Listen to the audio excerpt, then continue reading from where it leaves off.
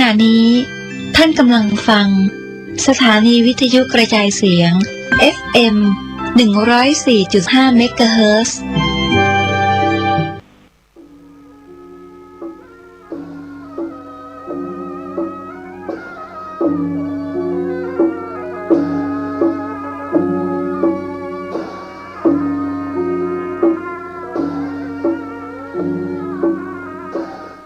ครอบครัวกับการกับงานการเดินทางขับรถขับลาต่อไปว่าพร้อมกันประนมมือขึ้นอะระหังสัมมาสัมพุทโธภควาพุทธังภควันตังอภิวาเทมิกราบสวากขาโตภควตาธัมโมธัมมังนัมมัสสามิกราบสุปฏิปันโนภควโตสาวกสังโฆสังฆังนะมามิกราบขึ้นบ่ให้จิตใจต่ำทรามลงไปเพราะว่าคนนี้เป็นห้องว่ามนุษย์สะนี่แปลว่าผู้มีใจสูงจะต้องมีความสามัคคีกันบ่เอาฝ่ายใดฝ่ายหนึ่งตกต่ำย่ำยีกันเกินไปช่วยกันปรับปรุงจิตใจให้สูงขึ้นพัฒนาจิตใจสูงขึ้นทางจิตทางใจนี้มหันต์เป็นนามธรรมคนใดดีก็ตึงหูกันค่อยบ้านค่อยเมืองคนใดบ่ดีใจต่ำก็หูกันค่อยบ้านค่อยเมืองเพราะฉะนั้นเสียงธรรมะนี่เป็นเสียงที่ปลุกระดมเพื่อคนเฮามีความเข้าใจดีขึ้นและมีความรู้สูงขึ้นปรับระดับจิตใจให้เจริญรุ่งเรืองขึ้นใจบ่ต่ำใจบ่ยอบรู้ว่าไผเป็นพ่อรู้ว่าไผเป็นแม่รู้ว่าไผเป็นลูกเป็นหลานรู้ว่าไผเป็นพี่ป้านาอาเป็นพ่ออุ้ยแม่อุ้ยพ่อตาแม่ยายหรือเป็นปู่เป็นย่าจะได้รู้เพราะผ่านต้านมาหันโลกก่อนเฮามีประสบการณ์นักกว่าเฮาจะได้ปรับระดับจิตใจให้สูงขึ้นวันนี้จะได้นำเอากรรมเก่ามาเสนอให้ท่านผู้ฟังทั้งหลายได้รับฟังมีอยู่เรื่อยๆกรรมเก่าวันนี้ก็มีแถมกรรมละโดยกรรมที่เปิ้นว่าอย่าไปเอาขอนผีเปิ้นมาให้ความหมายเป็นเจือใดอย่าไปเอาขอนผีเปิ้นมาให้หมายความว่าจะใดข้อนี้ความหมายของคนโบราณเปิ้นว่าของเก่าเนินอย่าไปเอิ้นทำหาฮือผาถนาเอาใหม่ใจอันใดที่เปิ้นบ่ใจบ่สอยแล้วถ้าเป็นนาก็นาห้างบ่ใจนาไม้นาไม้นี่เจ้าของบ่มีโอกาสได้ทำได้ไถได้เฝือนาห้างนี่เป็นนาที่น้ำก็ดีอยู่ที่ดินก็ดีอยู่ทำไมคนบ่ปลูกมันบ่ทำมันบ่เจ้าเปิ้นทำเพราะมันจะต้องมีอย่างใดอย่างหนึ่งในนาให้นั้นป้อห้างป้อไม้แม่ห้างแม่ไม้รถเครื่องเก่ารถยนต์เก่าที่เปิ้นขายตำห้านตำกาดอันนี้เหมือนกับคอนผีเหมือนกันอุปมาเปิ้นบ่ใจแล้วเฮาไปซื้อของเปิ้นมาใจกำเดียวเป็นหั่นเป็นนี่ป่วยหั่นป่วยนี่มีโรคภัยไข้เจ็บเปิ้นเลยปล่อยให้มันห้างบ่มีไผทำบ่มีไผเฟือไผไถแล้วเฮากลับเอามาเป็นของดีแถมอันนี้อุปมาเหมือนกับคนป่วยแล้วเก็บเอาของเปิ้นมายุกมายาเสียมันบ่หายเอามานั่งให้พอเสียเงินเสียทองมีเงินน้อยซื้อของถูกอันนี้เป็นต้นชื่อว่าเอาของคอนผีเปิ้นมาให้อยู่ในดุลพินิจของไผของมันกรรมโบราณเปิ้นว่าไว้เพื่อเตือนสติเฮาตุเจ้าอยู่วัดได้เป็น9 วัด10 วัดแล้วบึดไปอยู่ที่1บึดไปอยู่ที่1โล่นไปนิมนต์มาเป็นตู้หลวงอยู่ได้เดือน2 เดือนออกฤทธิ์แล้วจะไล่ก็กวบ ผิดศีลผิดธรรมกลัวเป็นบาปเป็นกรรมบ่ไล่ก็บ่ได้ขวางความเจริญอันนี้เอาขอนผีเพิ่นมาให้หมายความว่าเอามาเคารพสักการะบูชาอันนี้หมายถึงคนบ้านคนจองเพราะว่ามีรายได้น้อยมามีไผเลี้ยงตัวเก่าจำเป็นจะต้องหามาเลี้ยงคนที่เป็นพญาติคนที่บดี ถ้าเป็นวัดเป็นวานี่กลับดีขึ้นแถมสงเคราะห์คนช่วยเหลือคนบ่โหไปหัวนอนไปตินจะใดก็ช่วยเหลืออยู่ถ้ามันบ่ดีอยู่บ่ได้ก็เป็นเรื่องของมันเราต้องปรับปรุงต้องทำให้ก่อนอันนี้ขอนำมาเสนอให้ตั้นผู้ฟังทั้งหลายได้พิจารณาอันใดที่มันบ่ดีแล้วพยายามหลีกเลี่ยงเอาจนได้จนเป็นตัวบ่มีวิธีหลีกเลี่ยงก็ไปขอความร่วมมือกับคนอื่นขอให้เปิ้นคนอื่นในออกความคิดความหันช่วยเพื่อเขาจะได้หลีกเลี่ยงสิ่งเหล่านั้นคนขี้เหล้าขี้ยากาเนี่ยเปิ้นละกันแล้วเอามาเป็นผัวอยู่คนขี้จมขี้แซมขี้ค้านกาเปิ้นถึงละกันแล้วเอามาเป็นเมียอยู่อันเนี้ยเอาขอนผีเปิ้นมาให้นั่งให้โง่อย่างที่เพลงมันออกเอาไปได้คืนเดียวเสียห้าก็ใส่พระสลี มาเอาแล้วรับมาได้แล้วเปิ้นมาเอาแล้วของเก่าเนิ่นมาเอิ้นทำหาผาธนาเอาใหม่ใจมูนี้เป็นต้นถ้าบ่งูก็ไปทำยังถ้างูแล้วควรจะหาวิธีหลีกเลี่ยงอันใดที่มันบ่ดีเฮาก็พยายามจะไปใกล้ไปก่ายมันจะเอามานั่งให้โง่เห็นไปได้กับอกกับใจเพราะว่านิสัยเก่านิสัยเดิมมันยังมีอยู่อันนี้ฝากไว้กับพี่น้องทั้งหลายเนอบาดได้ว่าเฮือไผซักคนที่ล้ำไปแล้วก็จะไปเสียอกเสียใจเพราะเปิ้นหูอยู่ถึงบ้านถึงจองเฮาได้ล้ำได้เหลือไปแล้วก็ถือว่าเป็นเวรเป็นกรรมกันจัดแล้วต่างคนต่างเสาะหากันบอกว่าพอใจบอกว่าไม่ยิงครูบาอาจารย์ก็อย่างเดียวกันฟังล่นฟังแล่นไปหาเตื้อต้องพิจารณาเหี่ยก่อนเอาดีกาบ่เอาดีกาได้มาแล้วมีประโยชน์อย่างพ่องบ่ได้มาแล้วมีประโยชน์อย่างพ่องจะต้องบวกลบคูณหารจั่งใจกันจะซื้อรถสักกันต้องจั่งใจกันก่อนซื้อกับบ่ซื้ออันใดดีฮื้อคะแนนกันบ่ซื้อจะดีกว่าก้าขึ้นรถประจำหนทางเหี่ยเพิ่นจึงมีลงรถแล้วก็แล้วไปละบ่ต้องระวังรักษาบ่ต้องพอต้องกอยน้ำมูกน้ำมันกันเครื่องอะไรก็บ่ต้องยุ่งละกันเอาได้ก็จั่งใจเอาทำกรรมพิจารณาให้ก่อนมันจะลดรายจ่ายเฮาไปกรรมมันจะเพิ่มรายจ่ายขึ้นมีหลายคนยอมเสียเปรียบยอมเสียฤทธิ์ยอมมือเขาว่ามีสตางค์แล้วบ่ซื้อรถยอมแล้วมันกินได้ยอมแล้วมันใจได้ที่เขาว่ายอมแล้วใจได้ยอมไม่ยอมป่าจำคือยำป่าจอมเฮาบ่ซื้อกับเฮาซื้ออันใดจะดีกว่ากันเฮาไปมุ่งว่าเขาได้หน้าโบราณเพิ่นว่ามีหน้าก็มานี่ติดตัวตลอดมาอันนี้เป็นกรรมโบราณที่เปิ้นว่าไว้ตุลุงนำมาเสนอเพื่อพี่น้องทั้งหลายฟังว่าอย่าไปเอาขอนผีเปิ้นมาให้มันจะตุกใจเฮามัวรุนวันนี้จะได้นำเอาคุณธรรมจริยธรรมในทางพระพุทธศาสนามาเสนอให้ท่านทั้งหลายได้ฟังว่าคนเฮาอยู่ร่วมกันถึงวันนี้เนี่ยจะได้ให้มีความสุขหน้างอคอหักใส่กันกาถมน้ำลายให้กันกาจังกันกามันมีความสุขกาว่าเนี่ยจะได้ให้มีความสุขในหลักธรรมจริยธรรมเปิ้นก็บอกไว้แล้วมีอยู่4ประการ1สังฆะวัตถุ4ข้อแรกนั่นก็คือการเสียสละการทาน2อู้ม่วนจาวานใส่กันอู้แล้วมันได้ประโยชน์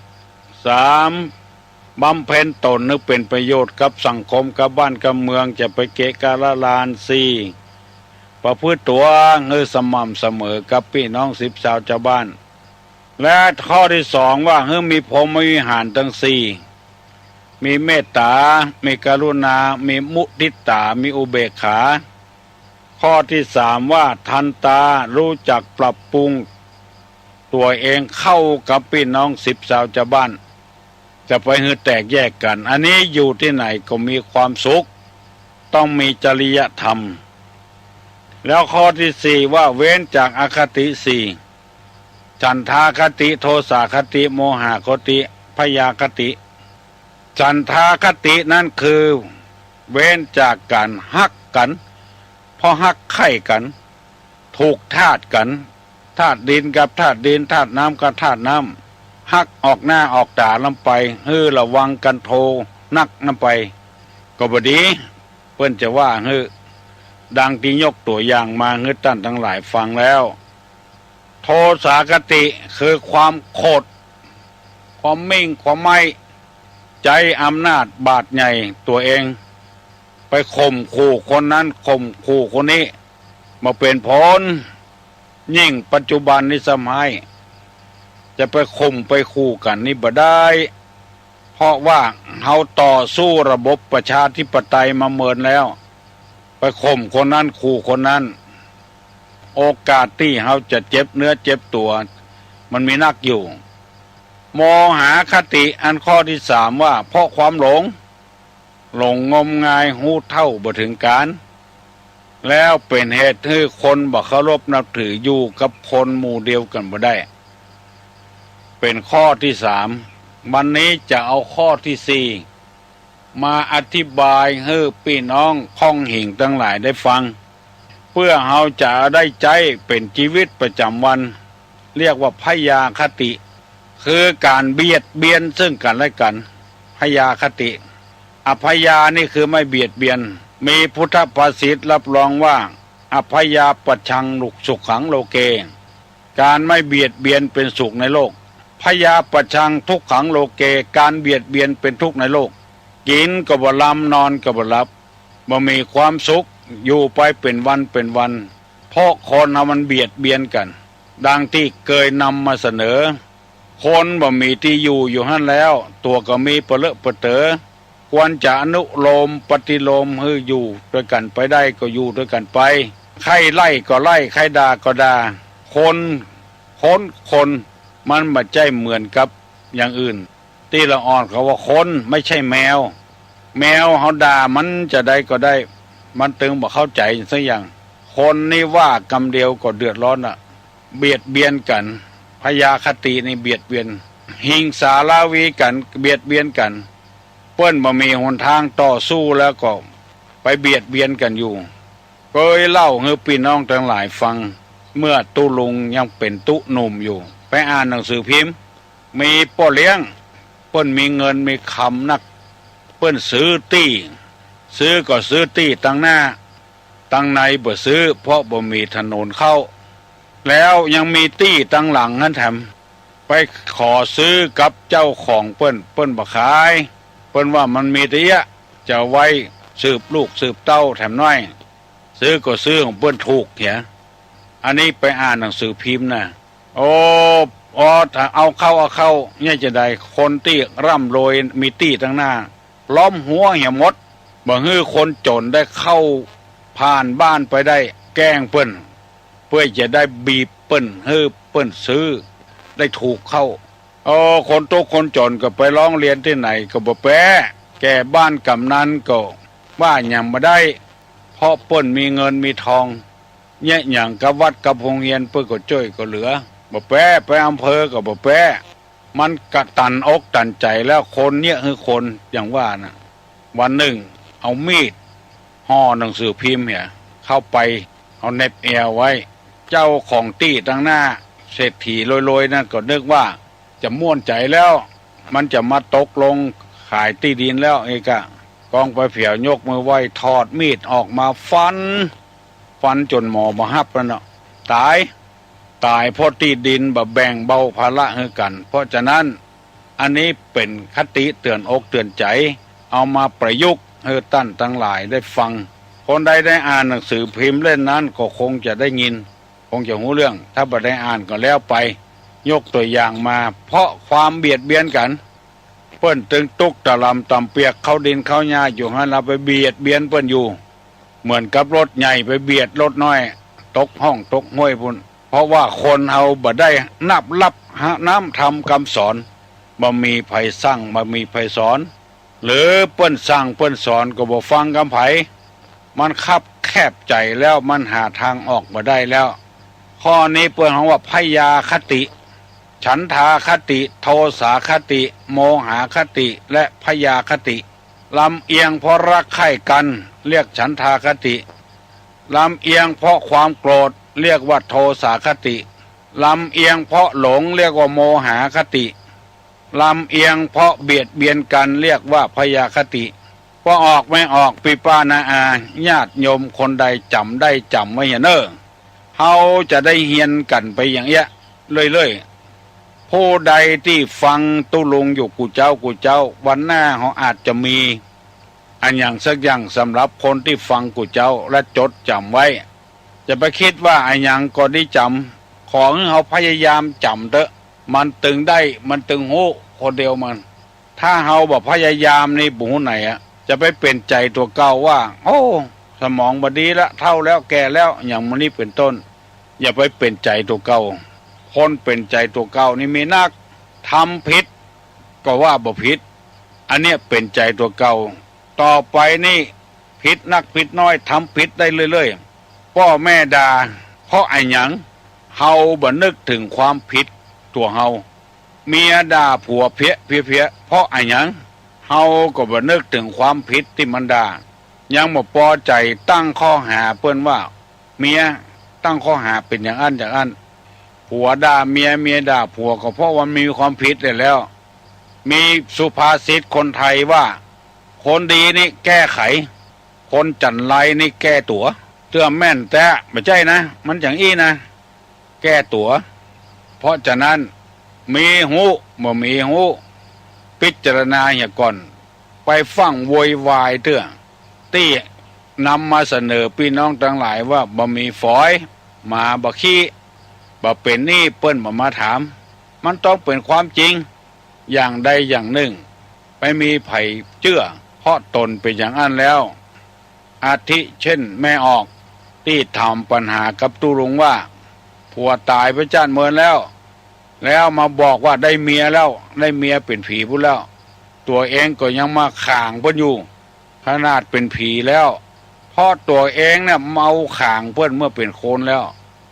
ก็ถามไปว่าข่างเพิ่นก็บ่ข่างอันเนี้ยคนดีแก้ไขอะไรทำไมแก้ตัวขอฝากขอฟังไว้คือคิดเนอะอย่าไปคิดว่าโอ้มาว่าคือกันโน่นนี่มาแจ้งกันเนี่ยตั้งคนตั้งมาหันหน้ากันบ่หูจักหน้าผากแดนตากันในสมัยเมื่อพระพุทธเจ้ายังแบบอุบัติขึ้นมาในโลกเปิ้นก็แบ่งไว้เป็นวรรณะจะกษัตริย์มีหน้าที่พอความสุขความทุกข์ของเจ้าบ้านเจ้าเมืองอย่างพระมหากษัตริย์ของเฮาเนี่ยตั้งอยู่ในทศพิธราชธรรมพราหมณ์มีหน้าที่การสั่งการสอนศึกษาเราเรียนแพทย์มีหน้าที่ในการให้ใส่สวนค้าขายสูตรนี้จันต่ำจันที่ไปคบไผ่บ่ได้แบ่งกันอย่างนี้เวลานี้ก็ยังแบ่งกันอยู่มีกษัตริย์มีพราหมณ์นี่ก็คือครูบาอาจารย์พระสงฆ์พระเจ้ามีหน้าที่อบรมสั่งสอนคนอื่นครูบาอาจารย์สอนนักเรียนตุเจ้าก็นำเอาคำสอนในพระพุทธศาสนามาสอนชาวบ้านแถมชาวบ้านก็มีวิธีเดียวก็ฟังไว้อันใดดีใจก็เอาใจอันใดบ่ดีใจก็บ่ใจเฮาอยู่ในระบอบประชาธิปไตยเป็นโอกาสของเฮาแล้วเฮามีวัดก็มีตุเจ้าโอกาสของเฮาที่จะไปทำบุญทำทานไปอาบน้ำฟังธรรมอย่าไปเกิดไปเกิ้งกันคนที่จะไปทำคุณงามความดีนะปล่อยให้เปิ้นไปคนที่ไปก่อร่างสร้างตัวเป็นคู่เป็นคนทำไมปล่อยให้เปิ้นไปอย่าไปห้ามจะไปเกิดไปเกิ้งกันถ้ามันมาเข้าคนมันไม่ใช่อย่างอื่นมันก็แปรเนื้อแปรตัวไปมาปิกดีเลยเฮาก่อนจะไปเกิดไปเกิ้งกันบางรายเปิ้นจะไปวัดไปวาไปนอนวัดนอนวาจำศีลภาวนาตั้งแต่อายุ30-40ขึ้นไปก็ไปว่าเปิ้นเป็นบาป ยังบ่ทันเท่าทันแก่ฟังไปอย่างนั้นมันบ่ใจบาปก็ปอบาปบุญก็ปอบุญมันไปคนละเรื่องคนละอย่างมันเหมือนกันน้ำมันก็เป็นน้ำเฮานี่ธรรมดาก็เป็นน้ำเอาใส่ขวดเดียวกันมันบ่อยู่ที่เดียวกันน้ำก็ปอน้ำมันก็ปอน้ำมันน้ำนี่จะอยู่ต่ำน้ำมันนี่จะอยู่สูงคนอายุยังมา60-70ไปทำบุญทำทานไปห้ามเปิ้นว่าเปิ้นเป็นบาปเป็นกรรมพอดีๆก่อนมันบ่ใจไปลักไปจกอย่างของไผในวัดในวาไปเล่นจู้เล่นเจิงกันในวัดในวาเอาเหล้าเอายามาสู้กันกิน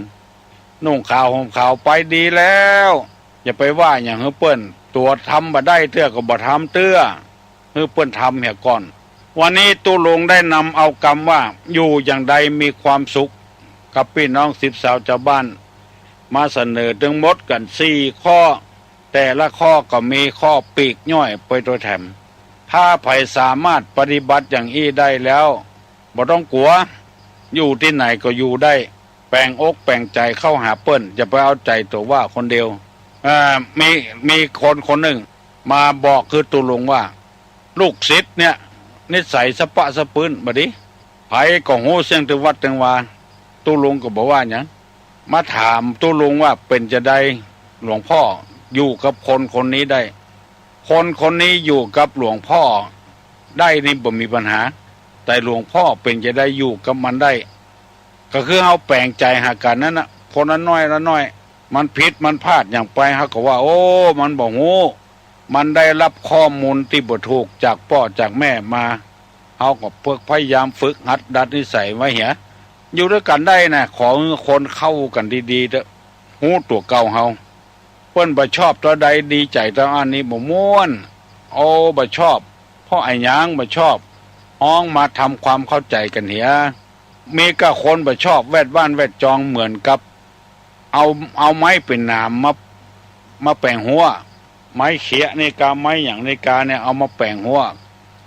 เกิดศึกเกิดสงครามขึ้นมาจะโล่นแปลงใดมีกระหน่ำประตกประเสียงเอาไม้ไผ่มาแปลงหัวบ้าน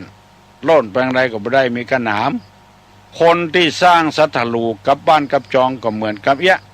พยายามปรับปรุงแก้ไขตัวเก่าเอาไม้ที่มันมีสาระมีประโยชน์มาแวดหัวกินก็ได้กินขายก็ได้ขายปลูกผักแคบผักเข้าขึ้นคอกหัวมันจะดีขึ้นพี่น้องทั้งหลายไผ่ยังมาลูกเตื้อลูกเขียนแต่คืนนี้ฝนมันตกมันเย็นลูกควายกันไปที่ยังมาออกสุดออกมุ้งแต่ลูกเขียนลูกอู้กันม่วนอู้กันลงส่งกันปอวันนี้จะขอย้ำแถมเรื่องสล้อซอซึงนั่นนะยังมีคนต้องการอยู่หลายโรงเรียนไผ่มีปอนจะกินจะใจจะจ่ายหรือมีไว้แล้วบ่ใจบ่สวยเอามามอบเพื่อตุลุงนี่ยินดีกับวันนั้นปอออกทางในเวียงนั้นเอามาโหรีมาฮื้ออันโหรีน้อยยินดีโดยวันนี้ตังคณะกรรมการโรงเรียนบ้านกาดฮาวพร้อมกับโดยผู้ปกครองนักเรียนกับครูบาอาจารย์เปิ้นจะมาฮับเอายังอยู่หลายอย่างอยู่ก็ก้อยส่งไปเท่าน้อยได้เท่าใดก็ส่งไปเท่าอันมาดีที่มันมีแล้วก็มีกล่องแกนนึ่งมีชิงมีฉาบแล้วก็มีสล้อมีซึ้งระนาดเอกระนาดทุ้มนี่ยังมีเจ้าภาพเรื่องระนาดเอกในปุ้นรองนายกองค์การบริหารส่วนตำบลเมืองแก้วเป็นเจ้าภาพ3,500ระนาดทุ้มนี่ก็3,500เท่ากันแต่ยังบ่มีเจ้าภาพเรื่องเป็นซึ้งเป็นสล้อนี่ก็ยังต้องการอยู่เพราะจะได้เอาไปหลายๆโรงเรียนช่วยเหลือกันชาวพุทธเอาถึงเป็นอย่างเงี้ยมีไอ้หยังก็ช่วยเหลือกันน้ำท่วมทางใต้ก็ไปช่วยกันภาคกลางก็ไปช่วยกันอุตรดิตถ์ก็ช่วยกันเมืองแป้ก็ไปช่วยกันคนน้อยก็เป็นกองระเนินเทินเทิมไปเอาอกเอาใจกันในหลักของศาสนาพุทธเอื้อเฟื้อเผื่อแผ่กันอยู่ด้วยกันม่วนโลกใบนี้เป็นใจของไผฉ จะไปมั่งมีสีสุขไปเป็นคนคนเดียวก็บ่ได้เปิ้นเป็นเปิ้นมาเป็นคนเฮาเป็นคนคนเดียวอยู่กับบ่ม่วนต้องเป็นคนด้วยกันตั้งคนตั้งฉลาดพยายามแก้ไขทิฏฐิมานะความถือเนื้อถือตัวของตนออกเหียคือมันนักต่อใดดีต่ออันคนเฮานี่อยู่ในโลกนี้เหมือนกับคนเฮาอยู่ในเรือเมื่อน้ำมันเข้าก็ฮะออกเหียอย่าไปเอาเข้าอยู่ติ๊กๆกำเดียวเรือล่มแล้วเป็นโรคประสาทคิดนักอย่าไปคิดมันพยายามหลีกเลี่ยงเฮาบ่ให้รถจนกันก็บ่ต้องซื้อมาใจมันก็มีปัญหาละถ้าซื้อมาใจก็ต้องระวังไว้เถอะมันถึงเอากำอ่านก็2 กันซื้อมาวันเดียวกันบ่ให้มันโจรกันหนึ่งเอาไปวิ่งตั้งละปูนพุ่นกันหนึ่งเอาวิ่งตั้งดอยสะเก็ดเพียงเป่าๆพุ่นมันถึงมาโจรกันรถ2 กันนี้ถ้ามันโจรห้อมเดียวกันถึงถ้ามันเตียวห้อมเดียวกันที่สักวันมันถึงโจรกันหมู่นี้เป็นต้นขอเจริญพรครับครับก็หลวงพ่อขยายว่ากินข้าวหายตันนะครับกินข้าวหายตันซึ่งก็บอกว่ากินข้าวหายตันนะครับครับกันเดียวจะอธิบายให้ฟังวันเสาร์เนอะวันเสาร์ที่8นี่นะมีแม่ออกเปิ้นเจริญพรมาคือมามีแม่ออกเปิ้นว่าขอให้ตุลุงตั้งในการอธิบายพระธรรมเทศนาเพราะคนมีจำนวนนักที่ต้องการฟังธรรมอยู่เพราะฉะนั้นที่วัดโสพนารามเนี่ยเราจะมีการฟังเทศกันวันที่วันเสาร์ที่2ของเดือนถ้ามีคนนักหนาป้านเฮาก็จะตั้งเป็นกลุ่มเป็นก้อนเอามาฟังธรรมกันเอามาเจริญสวดกรรมฐานกันปฏิบัติกันเพื่อให้จิตใจได้สงบรับคาบลงไปอาหารการกินตั้งวัดก็จะทำช่วยเหลือพ้องแล้วก็พอออกไม่ออกที่มีพอจะอยู่พอกินก็ทำมาวันนั้นแม่นายทองเพียรบ้านดอนแก้วเปิ้นจำผิดเอามาวันติดแถมซ้ำแล้วเป็นวันที่2ขออภัยตัววันเสาร์ที่1นี่ผู้สูงอายุเปิ้นประชุมที่วัดและเสาร์ที่2คนที่สนใจธรรมะธรรมโมมาฟังเทศน์ฟังธรรมกันแล้ววันต่อไปเขาจะกำหนดเจอใดก็จะได้อู้กันแถมขอประกาศท่านทั้งหลายผู้สนใจในศีลในธรรมเนอะจะเอาเกิงวันแต่อันนะตั้งแต่9 โมงถึง11 โมงตึงพระสงฆ์พระเจ้าตัวก็ได้ตัวเจ้าที่บวชใหม่ยังบ่ฮู้อย่างไปแตะเป็นว่าเตื้อใครฟังตัวอยากจะฮู้น้ำธรรมคำสั่งสอนก็มาฟังได้ถวายเพลแถมต่างหากพอออกไม่ออกที่อยู่ใกล้อยู่ไกลก็เจอเนอะวันเสาร์วันนี้วันพัดวันพุกวันศุกร์วันเนี่ยวันเสาร์เนี่ยขอเชิญมารวมกันยินดีเนอะยินดีที่โทรศัพท์มาหาฮัลโหล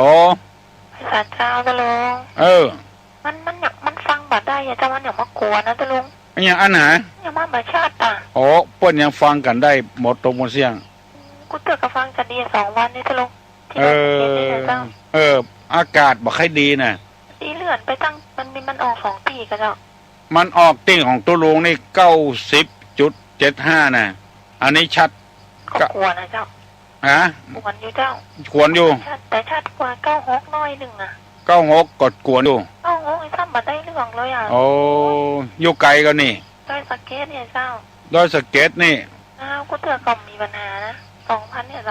อากาศบ่ดีพอคืนฟ้าคืนฝนอดเอากันเด้ออดเพชรกินหวานฮะฟังเรื่องวันก่อนนะเจ้าบ้านดอกแดงตะลุงจำละจำคำเอ้ย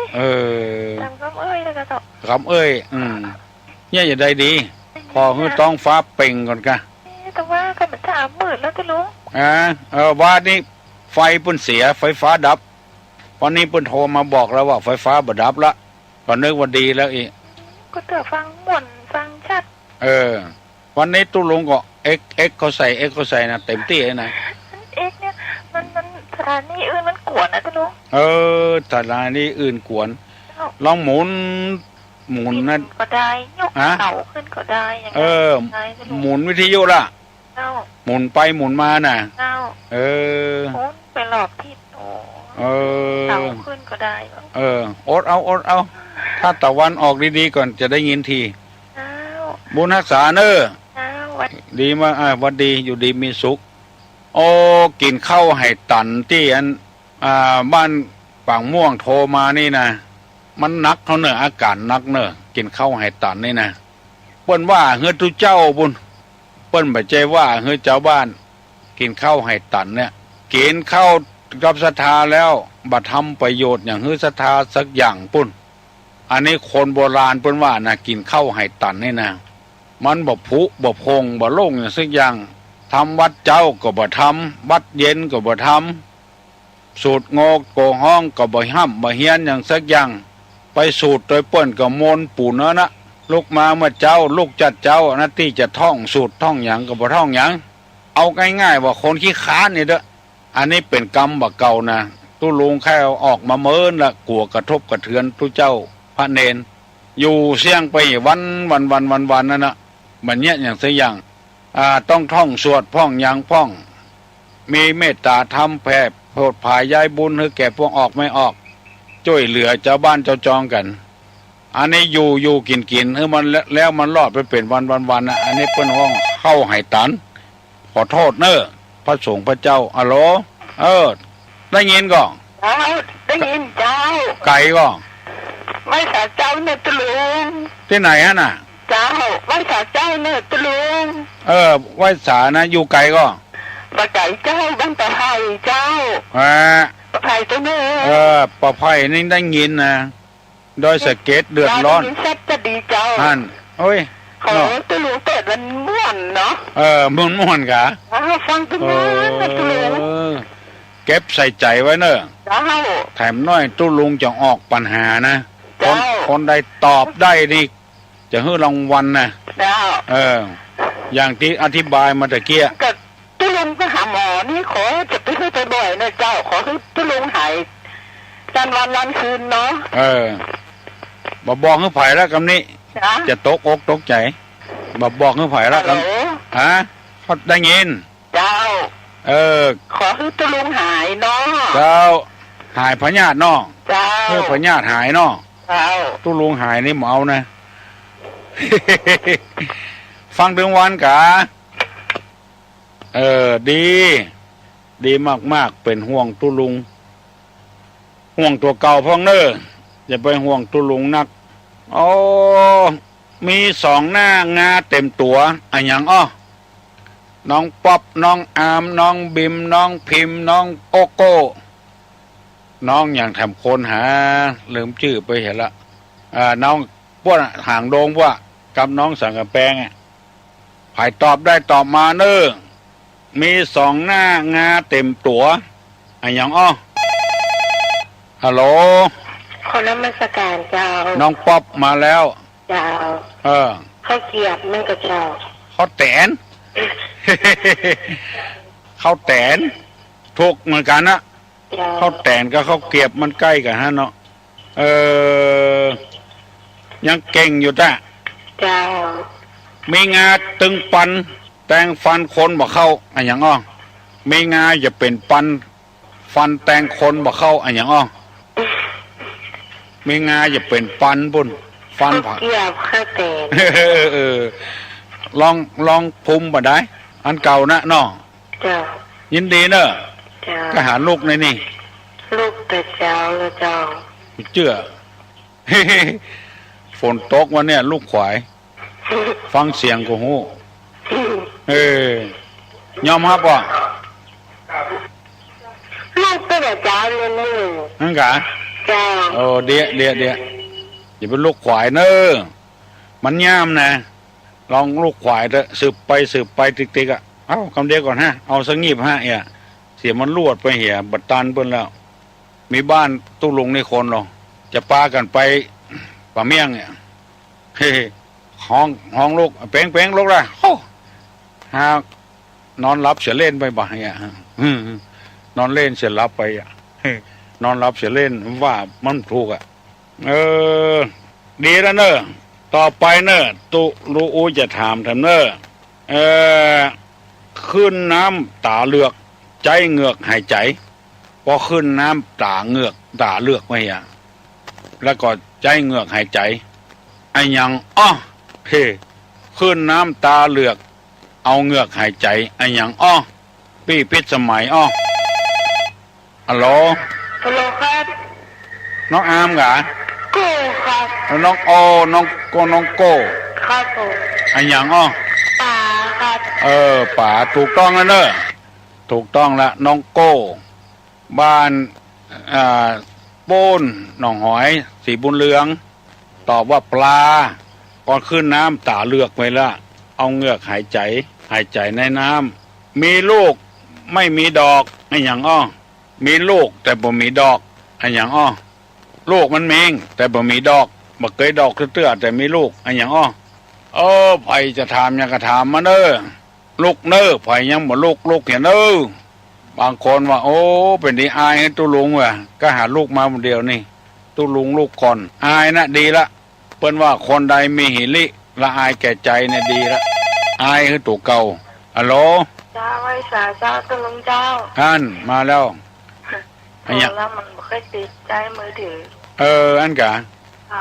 อันยังฝนหมอกไม่ค่อยติดอันนี้อยากบอกช่างเทคนิคตู้ไก่บนไก่จะปรับเสียงให้หนึ่งเพราะว่าเสียงแตกหมดเลยอันกะฟังอยู่ตรงบ้านนี่หมหมดเลยที่ยังชัดเตือนชัดดีนะแล้วคนไปปรับเสียงลองปรับเรื่อยๆเลยน้องจะดีขึ้นแล้วค่ะดีละแต่เอี้ยนบอกให้ท่านไก่เนอะปรับเสียงดีๆดังดีแล้วเนาะดังดีแล้วค่ะชัดเจนเนาะชัดละที่มันเสียงแตกเสียงบัดชัดที่มันแตกไปเลยเจ้ามันแนะนำมีแต่ลูกไม่มีดอกอะไรมีอย่างฮัลโหลไว้สาคูบาครับของห้องคูบาเอากะ70 ปลายลูกตุลุงครับผมเคยเป็นชื่ออันนี้มาได้คือว่าถ้าเข้าภาษานี่คนจะตานเห็นเข้านักเนาะ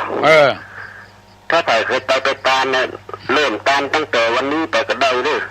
เนาะเพราะว่าวันนั้นมันยุ่นกันก็เกี่ยววัดหนึ่งมีพี่เจ้า2 ตัว 3 ตนแล้วไปตานวันเดียวหมดแล้วก็วันอื่นๆนี่ใครกั้นนิดหน่อยเนี่ยใครนี่ว่าตานตั้งวันนี้ไปเถอะเนาะไปถือเข้าภาษาพวกมันจะได้เฉลี่ยกันแบ่งกันไปทุกเจ้าก็จะได้ฉันของกินล้ำๆที่เขาตั้งใจไปถวายเนาะแต่สำหรับวันนั้นนี่มันนักเลยไปเถอะมันโยนกันเนาะครับมันโยนกันวันเดียวนี่ใครเป็นนั้นปากเป็นจ่าเต้นทุกเจ้าเขาอยู่ได้ครับดีอะเป็นผู้จ่าเป็นไว้สาตุลุงครับยินดีเนอะแนะนำอีดีละตัวเจ้าไปแนะนำนี่มันบ่ใครม่วนนะยังมีอคติอยู่กลัวไปได้กินของดีพอออกแนะนำนี่ก็ดีละสุดแล้วแต่ไผ่เนอะของมันว่ากันมาได้นะหูงนะทั้งที่หูอยู่ว่าคนไปตานกันนักหนาป้านมันมีหลายอย่างมันมีหั่นอย่างอีกละคนบ่ได้หันว่าหมอนั้นยังมาวัดหมอนี้ยังมาวัดเนี่ยเอาไปเหี่ยก่อนแล้ว2 วัน 3 วันแล้วตานไปเตอร์เนอร์จะไปมุ่งหวังผลประโยชน์อะไรอย่างนักเกินไปการตานนี่ในพระพุทธศาสนาเพิ่นบอกว่าเป็นการเสียสละชำระกิเลสมือหันแก่ตัวฮัลโหลครับตามปัญหาครับปลาอย่างที่ตัวเองพอบ่หันทั่วไปเลยครับตอบได้ครับเอาไผ่ตอบได้ตอบเนอป๋าที่ตัวเองพอบ่หันฝังม่วงเปิ้นถามมาไผ่ตอบได้ตอบเนอ มีลูกบ่มีดอกไอ้หยังอ้อไปตอบได้ตอบมาเนอะฮัลโหลปาภาษาครับลูกปืนลูกกงได้แม่นก็หาน้องอันที่ว่ามีลูกบ่มีดอกนี่นะลูกปืนก็ถูกลูกดำไม้นี่เปิ้นว่าเป็นดอกฮัลโหลอันก็ตอบปัญหาครับนมัสการทุลุงอันมีลูกบ่มีดอกคือหมักเดียครับมาเดือกะหมักเดียมันมีดอกะมีดอกมาเดียนี่มันมีดอกนี่แค่ลูกอย่างเดียวแต่ดอกคือมันมีเอาอนุโลมเนาะครับอยู่ไกลก่อนนี่อยู่ไกลก่อนอยู่แม่แจ่มครับน่ากับแม่แจ่มยังได้ยินฮะนี่ก็ฮะร้อนก็ผมจะถามทุลุงว่าผมผ่านกรรมมาก่อนมันบอกว่าต่อพัฒนาเนี่ยพอแตกใบจะออกดอกพอจอกจะออกผลนั่นเองอย่างผมทุลุงอธิบายครับว่าทำกรรมมั้งต่อพัฒนาเนี่ยพอแตกใบก็จะออกดอกพอจอกก็จะออกผลขอทุลุงอธิบายมันตันสมัยไปหมดอย่างที่เขาว่านะกะคนแถมน้อยจะขึ้นหญ้าคัดพอควายโจรกันคือบัดเดียวนี่มันโวยน้ำไปเอาพ่อละอ่อนเขาแต่งตัวในทีวีไอ้น้อยนะแต่งตัวที่ไอ้อย่างก็เกมทศกัณฐ์พ่อแม่มันแต่งตัวอย่างคนใหญ่เนี่ยแปลงผมอย่างคนใหญ่เนี่ยอันเนี้ยหันได้ง่ายหันชัดเจนเลยฮัลโหลไว้สาธุลุงลูกกันอย่างมันบดีแต่บดีแบบมันหุ่นแกงก้นแม่มันลูกกระแจแม่นถูกต้องครับกินข้าวไงล่ะยังเลยครับกินข้าวขวายถึงขวายพอเลยครูบาเจ้าแม่ครับเมาเอาละครับครูบาไว้สาแล้วครับเมาฟังครูบาเนาะอันเนี้ยยังบัดตันใหญ่เตื้อบางคนยังแบบเป็นนางสาวสักกรรมเป็นเด็กหญิงขึ้นไปจดผัวแล้วเป็นนางไม่เห็นแล้วบัดได้เป็นอย่างสักกรรมเป็นเด็กหญิงแล้วเป็นนางอโลครับนมัสการท่านพระคุณเจ้าเจริญพรข้าเจ้าจะไปตามกันข้าวนะไปกะหน่วยปล่อยแม่นะอันใส่ติ้งตัวติ้งเหลือกตัวนี่เขาใส่ขันข้าวเขาด่าขันเดียวแล้วใส่เบอร์กี่ดอกขันเดียวก็พอแล้วเขียนชื่อไว้ให้เขียนชื่อไว้ให้ขันเดียวพอละเจ้าขันเดียวแล้วเขาใส่สวยกี่ดอกตัวลุงใส่สวยดอกกี่ดอกกี่สวย4 คนก็4สวย5 คนก็5สวยก็จะใส่4สวยแล้วก็ถามมันต้อง4สวยเนาะเจ้าพวกหมากก็มีแล้วก็มันเดียวพวกหมากพวกปูพวกเมี่ยงมันมีเจ้ามีแล้วเนาะเจ้าการมาตรการให้พระคุณเจ้าว่าเขียนชื่ออย่างเนอะเขียนชื่ออย่างเนอะจ้าเขียนชื่ออย่างเนอะเขียนชื่อคนตาลนามสกุลคนตาลเขียนชื่อคนตายนามสกุลคนตายเหรอดูเจ้าไปได้อ่านถูกฮัลโหลรับราชการครับผมเจริญพรตุลุงขอไข่ปัญหานี่ครับมาอันยังวันเข้าพรรษาเนี่ยวันศีลใหญ่วันเข้าพรรษาคนเปิ้นแห่กับพรรษาเนี่ยเข้าคนเพิ่นว่าคนปล่อยผีปล่อยสางมาวันนั้นคนก็แห่กับพรรษาเนี่ยเข้าวันอื่นมาตามกันละจะตามก็วันนั้นบัดเจอกันคนเท่าว่านี่มีหลักฐานเว้ยก็ปล่อยใจปล่อยวันนั้นวันศีลนี่วันศีลใหญ่นี่เพิ่นปล่อยผีปล่อยสางเพิ่นเอาที่ไหนมาว่าคนเดียวคนนี้ก็ลูกเจ้ากิน7 วันกินข้าวเตื้องตายกันเนาะวันอื่นไปกุมเข้าไม่ได้กินนั่นน่ะไปว่าไปเลยไปได้ยังก็ไปตามกันวันเดียวลูกเจ้าไปกินตันยันออกไปตันใหญ่ตอนจะได้แต่เบอร์มันเบอร์อย่างเสียดายของได้ครับผมไม่หอนนะเอาไปใจเอาไปกินมันอื่นก็ได้ไปดันมันอื่นก็ได้เป็นของแห้งอย่างนี้ก็ยังโดนตีอยู่ว่ามันรักษาไว้ได้มันเป็นของมันมาแห้งแม่นมันเป็นราชทานนะครับผมมันเต้าแกนไปโบะเหี้ยเอาตองเขามัดเหี้ยเสียดายมันเต้าเอาไปทานไปแกนกันเนาะรักษาไว้ได้หลายวันเด้อมาแต่งลายเนี่ยเตี้ยย่ำใส่เปลือกพอเลิศหัวบุบก็จะตายก็มีเป็นตาเขานะไม่ใช่เป็นตาตุเจ้านะพอจะ บัดเต้าโบะเหียพาไปกีบเป็นกีบสะได้บุเนาะเอาไปตานไปแกนนั่นกันได้กินหลายวัน เข้าใจผิดเจริญพรเนอะโอ้อูเข้ากันดีแต่เฮ้ยโอ้ม่วนอกม่วนใจอีกอะเป็นการเองนะเขานะขอเถอะโลกนี่มันแจ้งของไผ่นะฮัลโหลอะไรไม่วางครับพี่ลุงอ๋อไม่วางมาแล้วครับตอนนี้ปัญหาหน่อยนะนี่ปัญหาจะถามพี่ลุงไงล่ะลองถามมาลองเมื่อน้อยมีหางนะเมื่อตัวน้อยมีหางพอตัวเนี่ยยายเป็นตัวมีตัวเยอะถามไผ่ถามพี่ลุงไหมกบเขียดอึ่งนี่บางอาจเห็นไหมบางอาจพวกตัวน้อยนี่มีหางพอใหญ่ก็มาลายเต็มตัวกบกับกะน้องครับผมบางอาจอะครับบางอาจโอ้ม่วนกับพี่ลุงครับวันปันโตนวันเดินนายกายไม่เข้าเกินเอาพี่ลุงออกเสียงตามสายบ้านปันโตนบอกวัดปันโตนดีแต่เอาก็แตะพอคนฟังกันจนได้กันนะยินดีกับผู้เจ้าเดนเนอร์ครับอย่างนี้ก็มีความรู้สึกเหมือนใจได้ฟังพี่ลุงอย่างเอี้ยครับอย่างที่เปิ้นถามเมื่อกี้กินข้าวไหตันนะครับกินแล้วบัดเนี้ยอย่างซื้ออย่างอันนี้ทุเจ้าวัดปันโตนนี่บักกินข้าวไหตันโน่นเนาะกินข้าวไหกวงเนาะดีเจ้าปันโตนนี่นะต้องมีความหูนักกำหูนักครับดีแล้วยินดีด้วยเปิ้นเนาะครับไม่ลืมต่อปัญหาให้ผมฟังเลยเนอะเมื่อดีตุเจ้าวัดใดทับอย่างตุเจ้าปันโตนในกาตุเจ้าวังสิงคำในกาลายแถมวัดเนอกินข้าวไห่กวงฮัลโหลอะไรครับเจริญพรขออนุโมทนาบุญที่ทุกคนเปิดเสียงตามสายด้วยเนาะว่านะเป็นการเผยแพร่ธรรมเป็นการจะล้มทัศนา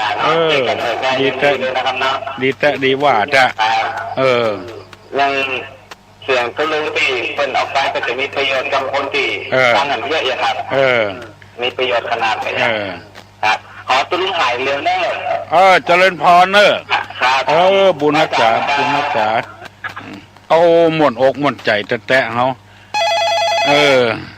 ฮัลโหลแม่ออกมาจากการทุลุงเจริญพรเจ้าข้าเจ้าก็ขอถามทุลุงว่าสมมติว่าลูกเนี่ยอยู่กรุงเทพเนาะแล้วก็เขาไปตานซื้อลูกเนี่ยแล้วก็มันจะได้กับเจ้าเขาเป็นแม่แต่เขาเป็นแม่ลูกยังมีชีวิตอยู่มีชีวิตอยู่เจ้าแตนลูกอ่ะเจ้าได้กะแม่กับลูกลองเจ้าแตนให้ลูกได้กะแบบอยากให้ตานเตียนเข้าภาษาน่ะแตนลูกเนาะตานไอ้อย่างสังฆทานกับฆาเทินก็ได้ถ้าวันเกิดเปิ้นนะวันเกิดเปิ้นบ่ได้ทำเขาทำให้ลูกเหรอได้กะก็แล้วก็โทรศัพท์ไปบอกให้ลูกเหรอเนาะวันนั้นเนอะเวลานั้นเนอะแม่จะตานเนอะโทรศัพท์ไปบอกเปิ้นเหรอได้กะ100%แม่แม่100%ใครได้สักคนแม่อย่างนี้นะอย่างนี้แต่ดีว่าลูกอยู่กรุงเทพปุ่นโขมโทกะใส่โอกะเขือซูมกะน้ำพริกเขือซูมกะปะแกฮัลโหลตุลุงเจ้าเกษตรใหม่เจ้าเกษตรใหม่เจ้าเจ้าเก่าเขาตุลุงเจ้าที่เป็นว่าอะไรก็ตาหนังเข้านะที่ว่าอันตอนอยู่ไกลก็บ่ได้ครับว่าอันตายไปที่เมินบ่ต้องตายนี่หรอกที่ตายไปเมินอ่ะตายไปเมินแล้วบ่ต้องตายก็ได้อ่ะดอกได้เอาใจเขาว่ากะบ้านเขาคือเติงอ่ะกับตาเนื้อเปื้อนเนี่ยเขาสบายใจอ่ะนึกว่าป้อนไปเกิดแล้วยี่ตัวก็มันไปเกิดกับมีอย่างตุลุงอู้ฟังนะอย่างที่เป็นว่าอย่างก็อัน ต้นกำลังจะไปเกิดท้องบนปีกมาทานข้าวของนี้อ่ะมันเอาใจมันว่ามันใครว่าเนี่ยก็ว่าบ่ทุกโมนี่นะเอาตอบแทนบุญคุณกันลูกตาคือป่อคือแม่ตอบแทนบุญคุณกันตู้ลุงร้านที่ตู้ลุงว่าตะกี้นะอันยังก็ที่ว่าอันยังก็ตานหันเข้าตานขันเดียวที่สวยก็ได้อ่ะมันหลายคนตานที่สวยก็ได้แล้วเจ้า5 คนก็5สวย4 คนก็4สวยเอาแล้วก็เอาขันเดียวนะบัดเต้ากับบัดท่าโบแล้วก็เทบุตรเทวดาแล้วก็เทบุตรเทวดาก็ตัวการนั้นหมดอ่ะตู้เจ้าเพิ่นจะปั่นปอนให้ก่อนปั่นปอนว่าส่วนหนึ่งขอเทบุตรเทวดาพญาอินทร์พญาพรหมและส่วนหนึ่งเปิดว่าตานไปคือป้อนนั้นแม่นั้นหมอนั้นเอาเขียนหนังสือเปิ้นเนี่ยเปิ้นจะอ่านไปตัวตามนั้นน่ะบัดเต้ากับบัดพระโบบัดแต่งแรกกับพระโบเอาปั่นเอาตองเข้าปั่นเนี่ยอันตื่นตีนะเจ้าเจ้ามันบัดเต็มใจก็โบะเด้อไผบอกว่าอย่างนะแต่ว่าใครคือดีนะไว้กินเมินทำหน่อยเอาฮัลโหลนมัสการเจ้าตุลุงว่าเจริญพรน้องมิ้นว่ารีวิทยุให้น้อยเราจ้าอันอย่างก็น้องอย่างน้องมิ้นน้องมิ้นจ้าจะถามปัญหากะปลาอะไรอันอย่างก็ป้อปลาอะไรที่ไม่กลัวน้ำร้อนปลาอะไรที่อย่างก็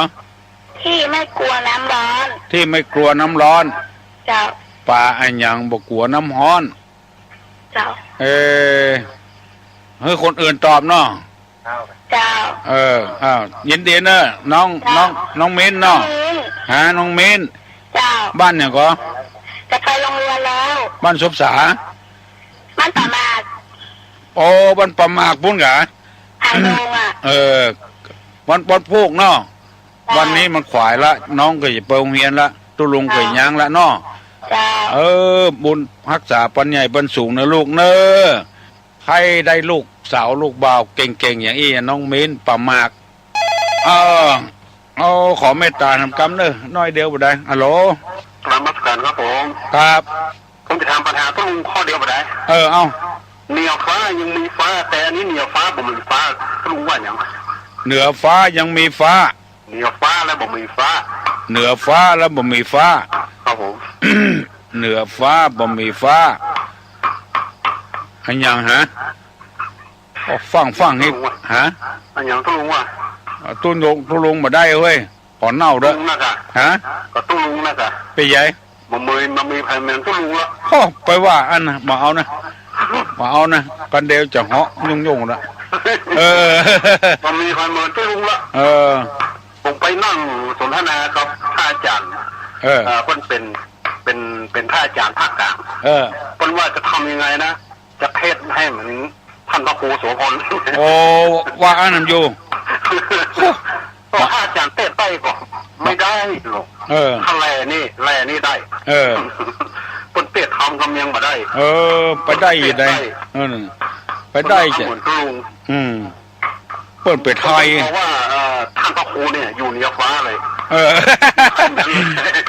ให้หัวฟ้าได้ยินกันมั้งระเบิดออกมาเอานะ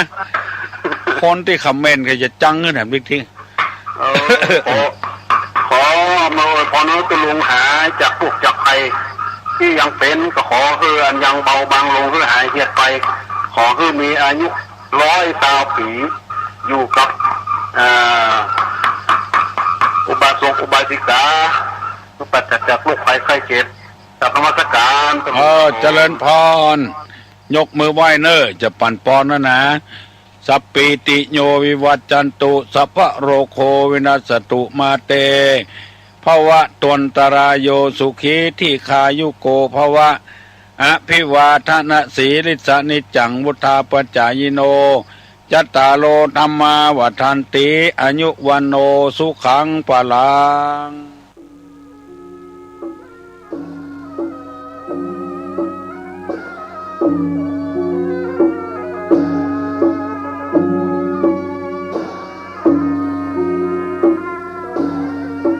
ห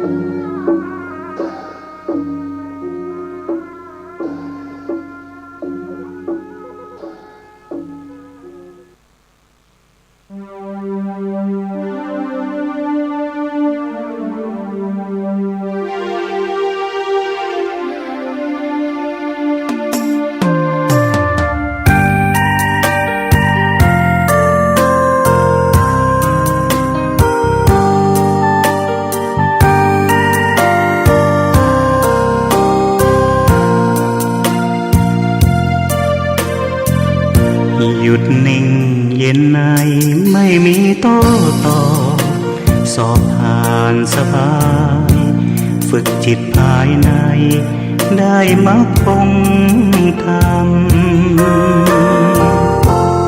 สร้างสมบารมีมิให้ตกต่ำสภาวะธรรมส่องนำชีวิตหยุดโลภโกรธหลงปลงอนิจจังวางลงทุกสิ่งเมื่อจิตเรานิ่งเห็นธรรมทันทีแจ่มแจ้งรู้จริงพร้อมวิหารสี่จุดหมายเรามีอยู่ที่นิพพา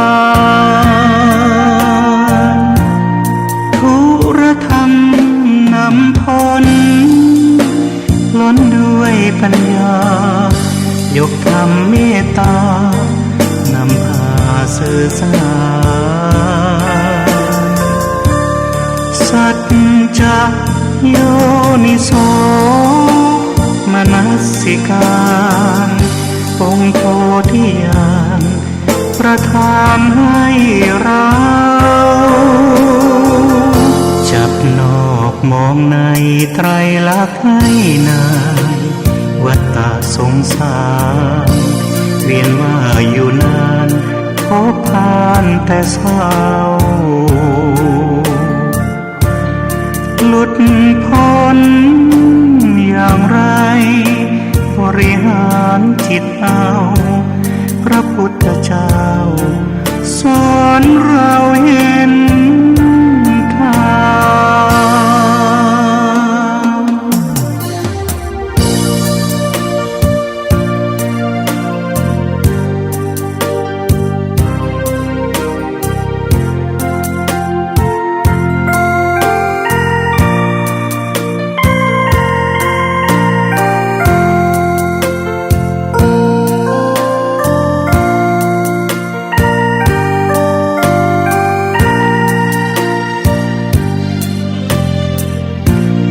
ทุรธรรม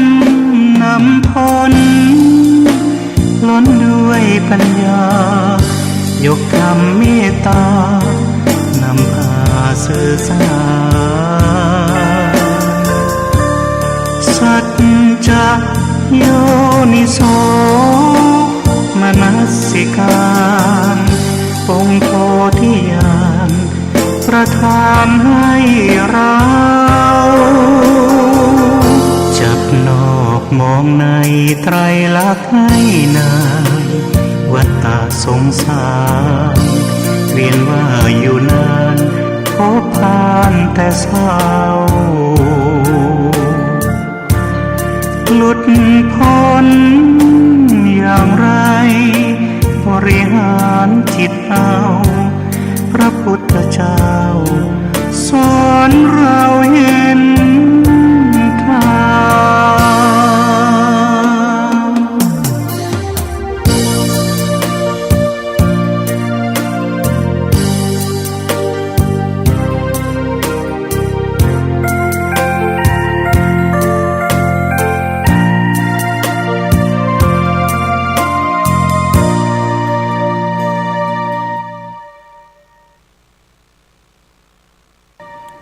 ณรัตนะขันตะธัมโมทุละธัมมาจะพุทธธัมมารัตนะธัมมาธรรมเมตตา กรุณาสาธุโธ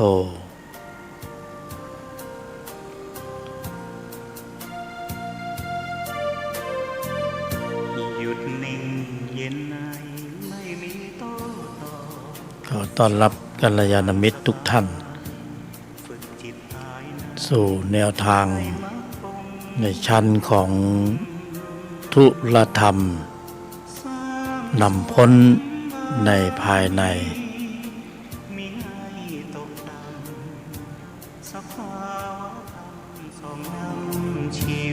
ก็จะขยายความจากการบรรยายในครั้งก่อนๆ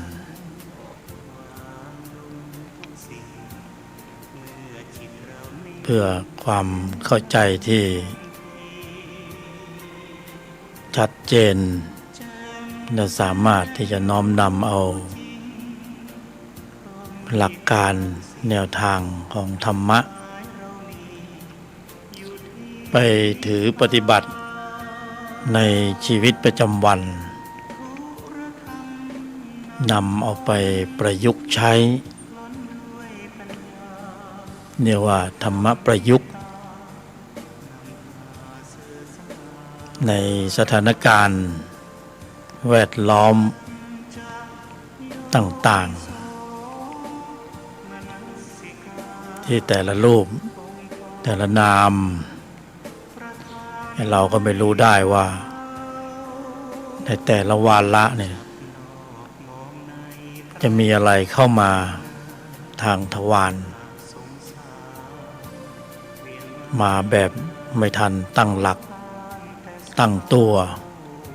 แบบปัจจุบันทันด่วน เราก็เลยต้อง ทำการเตรียมพร้อมสำหรับการรับกระทบเพราะนั้นการเตรียมพร้อมหรือเตรียมตนก็ต้องอาศัยองค์ภูมิความรู้ที่ต้องฝึกฝนไว้ก่อน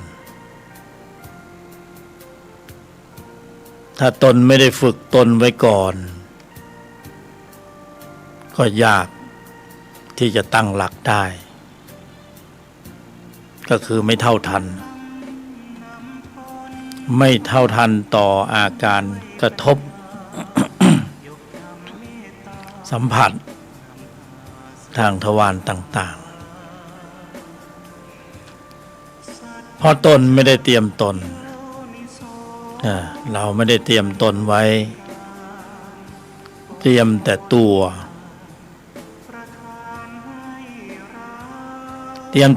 มันก็ไม่ทันเพราะเท่าทันต้องอาศัยสติสมาธิและปัญญาตัวนั้นตัวโลภะตัวโทสะตัวโมหะก็เป็นพื้นจิตเดิมเขาเป็นอะไรที่พร้อมใช้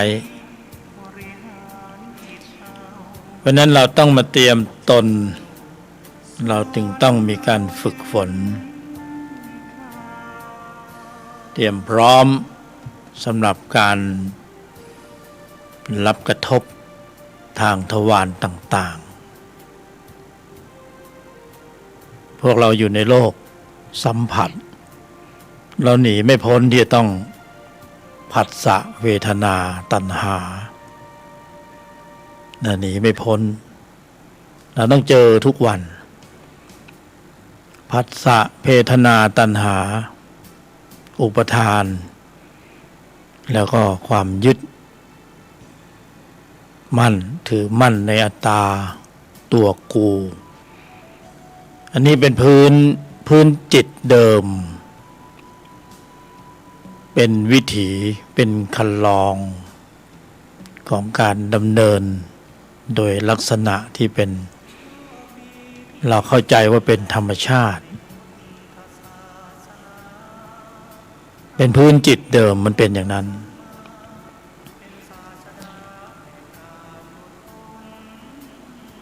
หลายครั้งผัสสะเวทนาตัณหาแล้วเกิดเรื่องราว ตั้งแต่เล็กๆกลางๆแล้วก็ใหญ่โตมโหฬารแล้วก็แก้ไขอะไรไม่ได้แล้วเราก็จะมานั่งบ่นว่าไม่น่าเลยไม่น่าเลยถ้ารู้อย่างนี้เราจะไม่พูดอย่างนั้นจะไม่คิดอย่างนั้นจะไม่ทำอย่างนั้นไม่น่าเลยมันเป็นเรื่องเศร้าไปแล้วตอนหลังเราก็มักจะพูดแบบนี้ถ้ารู้อย่างนี้ถ้าคิดได้หน่อยหนึ่งถ้าคิดได้สักนิดหนึ่งอย่างเงี้ยเหตุการณ์แบบนี้แบบนั้นคงไม่เกิดขึ้นนะชีวิตคงไม่เจอปัญหาแบบนี้คงไม่ต้องเสียเงินเสียทองแบบนี้ไม่ต้องมีเรื่องมีราวมีปัญหาทั้งตัวเองทั้งคนรอบข้างก็ได้รับผลกันไปทั่วหน้าเพราะเราเผลอสติหรือตั้งหลักไม่ทันใช้การแสดงออกเพราะนั้นจุดสำคัญที่เราจะต้องมาเตรียมตนเพราะปกติเราไม่ค่อยเตรียมตนเราอยู่ในอนามัยของธุรโลกภายนอกธุรโลกภายในเราก็เตรียมตัวนะบรรจุกระสุนพร้อมใช้ตัวโลภะตัวโทสะตัวโมหะตัวอวิชชาตัวอัตตามานะทิฏฐิเราเตรียมพร้อมใช้สำหรับชั้นตัวธุรโลกซึ่งตรงนั้นแหละคืออันตรายแต่เปรียบเทียบกับเหมือนกับว่ายืนอยู่ตรงปากเหวแล้วจะหล่นแล้วถ้าลงไปก็งานเข้าชีวิตเรามันสุ่มเสี่ยงแบบนั้นจริงๆเราจะปล่อยให้อยู่ยืนอยู่อย่างนี้วันใดวันหนึ่งเราต้องพลาดแน่เหมือนคนเขาบอกว่าขับรถไปบนถนนอย่าประมาทระมัดระวังให้ดีนะเขาว่าอย่างนั้นขาข้างหนึ่งข้างขวาเหยียบเบรกเหยียบคันเร่งนะขาอีกข้างหนึ่งข้างซ้ายอยู่ในคุกแล้วสถานการณ์มันมาปัจจุบันทันด่วนเราไม่รู้ไงว่าเราจะเจออะไรข้างหน้านะหรือถ้าเจออะไรข้างหลังก็คือเข้ามาชนท้ายเราก็เสียผลประโยชน์เหมือนกันเราก็ขึ้นพรวดพลาดเหมือนกันใช่ไหมเพราะนั้นการกระทบสัมผัสในชีวิตประจำวันเนี่ยธรรมะจะมีส่วนเข้ามาช่วยเหลือเราปฏิบัติธรรมทุกวันนี้เราซ้อมในสำนักซ้อมโอ้โหเข้มข้นนะเข้าคอร์ส3 วัน 7 วันเข้มข้นตลอดเวลาแต่พอเราลงสนามจริงเนี่ยเราออกมาสู่ธุรโลกภายนอกธุรโลกภายในแล้วเจอกระทบสัมผัสที่ฝึกมาที่ปฏิบัติมาหลายวาระเวลาเหมือนกับว่าไม่ได้ผลเลยใช้ไม่ได้ก็คือสอบตกโดนกระทบผัสสะเวทนาตัณหาอุปทานอัตตามานะทิฏฐิตัวกูขึ้นพรวดพลาดก็เราก็ฝึกกันนะไม่ใช่ไม่ฝึกเราฝึกมาอุกฤษมากเนี่ยเราฝึกมาค่อนข้างจะหลายวาระแต่เวลาจะเอามาใช้ในสถานการณ์จริงเนี่ยในชีวิตประจำวันเนี่ยมันไม่ได้ผลมันทำไมควบคุมตัวเองไม่ได้ทำไมอัตตาตัวกูมันขึ้นได้ตลอดยิ่งเวลาเสียผลประโยชน์โลกธรรมะ ก็ลืมสนิทเลย ไม่เอาอะไรสักอย่างแล้วกูขอลุยกับมึงอย่างเดียวมันจะว่าอย่างนั้นและสุดท้ายก็จะมาจบตรงที่นั่งเศร้าคอตกร้องไห้ฟูมฟายน้ำตาไหลไม่ว่าผู้หญิงผู้ชายไม่น่าเลยผมหลงควบคุมอารมณ์ไม่ได้ผมสารพัดเหตุผลที่จะหยิบยกออกมาบอกแล้วใครจะมาแก้ไขไอ้สิ่งที่มันทำไปแล้วให้มันกลับมาเป็นเหมือนเดิม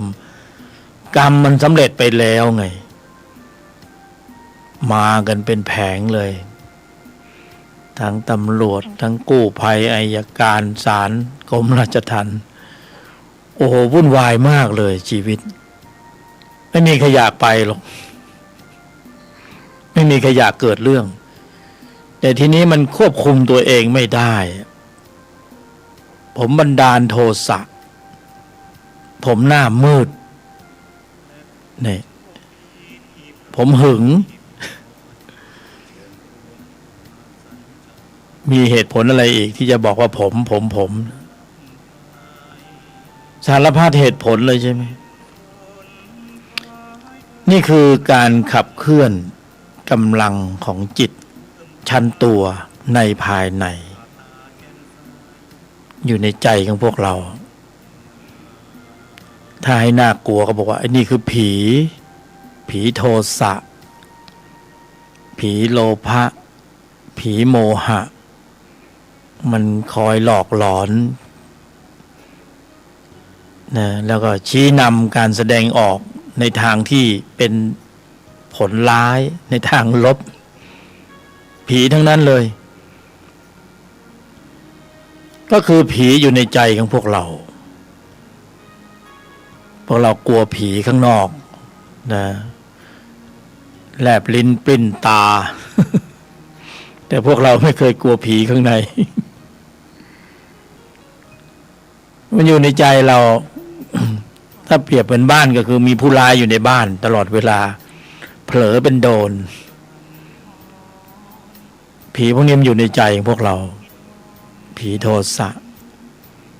เราอยู่กับพวกมันจนเราคุ้นเคยว่ามันก็คือส่วนหนึ่งของชีวิตส่วนหนึ่งของครอบครัวเราผีแต่เวลามันบ้าขึ้นเข้มข้นขึ้นมาเนี่ยผีมันไม่เห็นเลยว่านี่คือพ่อคือแม่คือพี่คือน้องคือลูกคือหลานมันไม่สนอะไรสักอย่างสามีภรรยาผีก็คือผีไงมันไม่สนใจว่าไอ้นี่คือผู้มีคุณนะนี่คือควรคนที่เรารักนะ เก็บเรียบหมดเลยบางทีตายยกครัวเป็นเรื่องเศร้าเราทุกคนมีโอกาสที่จะเป็นอย่างนั้นได้เพราะว่ามันอยู่ในใจเราประมาทไม่ได้ลองมันถึงจุดขึ้นมาเมื่อไหร่ยิ่งเป็นนักปฏิบัติธรรมนั่นแหละยิ่งตัวดีระวังให้ดี เพราะมันจะโดนสอบโดนลองตลอดเนี่ยถูกสอบถูกลองดูว่าปฏิบัติมาเข้มข้นขนาดไหนของจริงหรือของปลอม ผู้บรรยายได้โดนตลอดถึงรู้เลยว่าโอ้โหเนี่ยโดยเฉพาะนักปฏิบัติธรรมไปปิดไปกั้นมันไปกดหัวมันไว้ไปสมถะ ระวังมันตีกลับล่ะนะระวังมันตีกลับอยู่ในใจของพวกเรามีอัตตามีมานะมีทิฏฐิมีสัญชาตญาณดิบโหดเอาตรงนี้แหละโอ้โหน่ากลัวเลยเราเห็นสื่อนะเราเห็นสื่อในทางโซเชียลเป็นไงโอ้โหไม่คิดเลยว่ามนุษย์นี่จะทำกับมนุษย์ได้ขนาดนี้สัญชาตญาณดิบทั้งนั้นเลยนะดิบโหดไอ้เราก็ชอบดูชอบฟังชอบติดตามแต่มันอยู่ในใจเรานะเราพร้อมจะเป็นฆาตกรพร้อมจะเป็นลองเสียผลประโยชน์มันถูกจุดเรากล้าปฏิเสธได้ไหมว่ามันเราควบคุมมันได้แล้วคือไอ้ไม่มีนี่คงไม่ปฏิเสธอะทุกคนมีหมดความรักความโลภความโกรธความหลงบรรจุมาแล้ว เนี่ยบรรจุกระสุนพร้อมใช้บรรจุกระสุนพร้อมใช้บรรจุมาแล้วลงโปรแกรมมาแล้วไม่รู้ว่าใครอุตริมาลงโปรแกรมแบบนี้ให้เราก็เลยรักโลภโกรธหลงกินกามเกียจโกงนะเราก็เลยเล่นเป็นเลยแบบบทนี้เลยเล่นเป็นเลยเพราะมันมีข้อมูลให้เล่นมีโปรแกรมให้เล่นเราก็ไม่เคยเพิกเฉยใช่ไหมเราเล่นไปแล้วมันก็สนุก สนุกสนานนะโปรแกรมเหล่านี้ลงโปรแกรมมาเรียบร้อยนี่เรียกว่าจิตชั้นตัวมีปริมาณความเข้มข้นมากๆก็เป็นอัตตามากขึ้นตัวกูมากขึ้นทิฏฐิมากขึ้นเหตุผลโอ้โหเหตุผลเยอะๆนี่ไม่ใช่ดีเนี่ยมันหลบตัวกูเหตุผลไปลงที่คนนั้นคนนี้หาแพะเราถูกตลอดคนอื่นผิดตลอดเห็นไหมมันหาแพะหาที่ลงเขาเรียกว่าเห็นแก่ตัวเห็นแก่ตัวปัดออกนอกตัวไปหมดตัวไม่เคยโดนสักทีไปโดนคนอื่นจิตเนี่ยธรรมะมีของแก้กันที่เรามาทบทวนเรามาขยายความก็เพราะว่าเราต้องการที่จะฟื้นให้มีกำลังของพละขึ้นมาเราก็ต้องมาฝึกฝนมาเจริญปัญญามาฟังกัลยาณมิตรนะผู้บรรยายยกธรรมผู้บรรยายคนนี้เป็นกัลยาณมิตรเป็นผู้ที่เดินทางร่วมกับพวกเราคือเดินทางไปสู่ความเกิดความแก่ความเจ็บและความตายแต่ระหว่างที่ยังเดินไปยังไม่ถึงเกิดแก่เจ็บตายเนี่ยเบี้ยไล่ลายทางเนี่ยเราต้องเก็บเกี่ยวอะไรเราจะต้องเก็บเกี่ยวอะไรให้สมประโยชน์จากการที่เรามีกายมนุษย์และเรามีชีวิตประจำวันไม่ใช่เราไหลไปตามกระแสสัมผัสใช่ไหมอันนั้นมันง่ายล่ะรักโลภโกรธหลงกินกามเกียจโกงอันนั้นเราคุ้นชิน เรามีโปรแกรมเราเล่นเป็นแล้วไง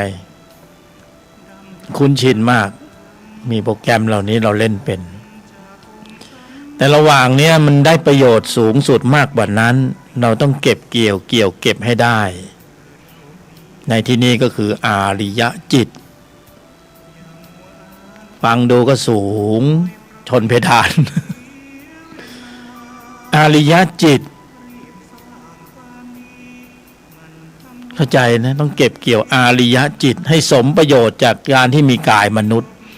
ไอเราใช้กายมนุษย์ไปปุยี่ปุยำไปเก็บไปเกี่ยวไปเก็บไอ้นรกจิตไอ้เปรตจิตสุรกายจิตสัตว์เดรัจฉานจิตโอ้ยได้เยอะแยะคนนึงเป็นขอบเป็นกรรม เป็นกรรมเป็นเวรนะ ได้เยอะได้แยะแล้วโอ้โหจะเก็บอะไรกันนักกันหนาพอเก็บอย่างอื่นบ้างกายนี้ปรุงอริยจิตได้เก็บเกี่ยวอริยจิตได้ไม่เก็บไปเก็บนรกมาเปรตมาอสุรกายมาสัตว์เดรัจฉานมา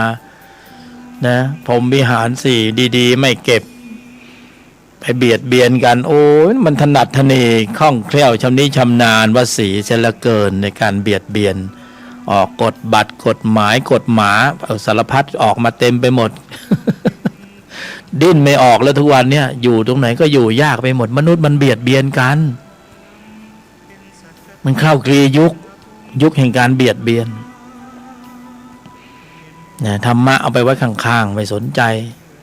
เอากฎหมายมนุษย์นะกฎโลกมาอยู่เหนือกฎธรรมอีกเอากฎมนุษย์มากฎโอ้อานิจจัง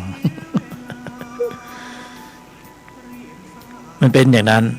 แต่ก็ไม่เป็นไรเพราะว่าโลกมันเป็นไปอย่างนั้นภายใต้การชี้นำของจิตที่มีตัวประกอบมันก็ต้องสร้างกฎตัวขึ้นมาเยอะแยะเต็มไปหมดจิตที่มีตัวประกอบด้วยโลภะจิตโทสะจิตโมหะจิตอัตตาจิตมานะจิตทิฏฐิจิตตัวกูจิตพวกเนี้ยมันจะสร้างอะไรก็สร้างกฎกูขึ้นมาสิกฎกูไว้ทำอะไรกูกฎกูไว้กดหัวมึง ประมาณนั้น มันสร้างกฎกูกฎอะไรไม่รู้สารพัดเต็มไปหมดเลยนะ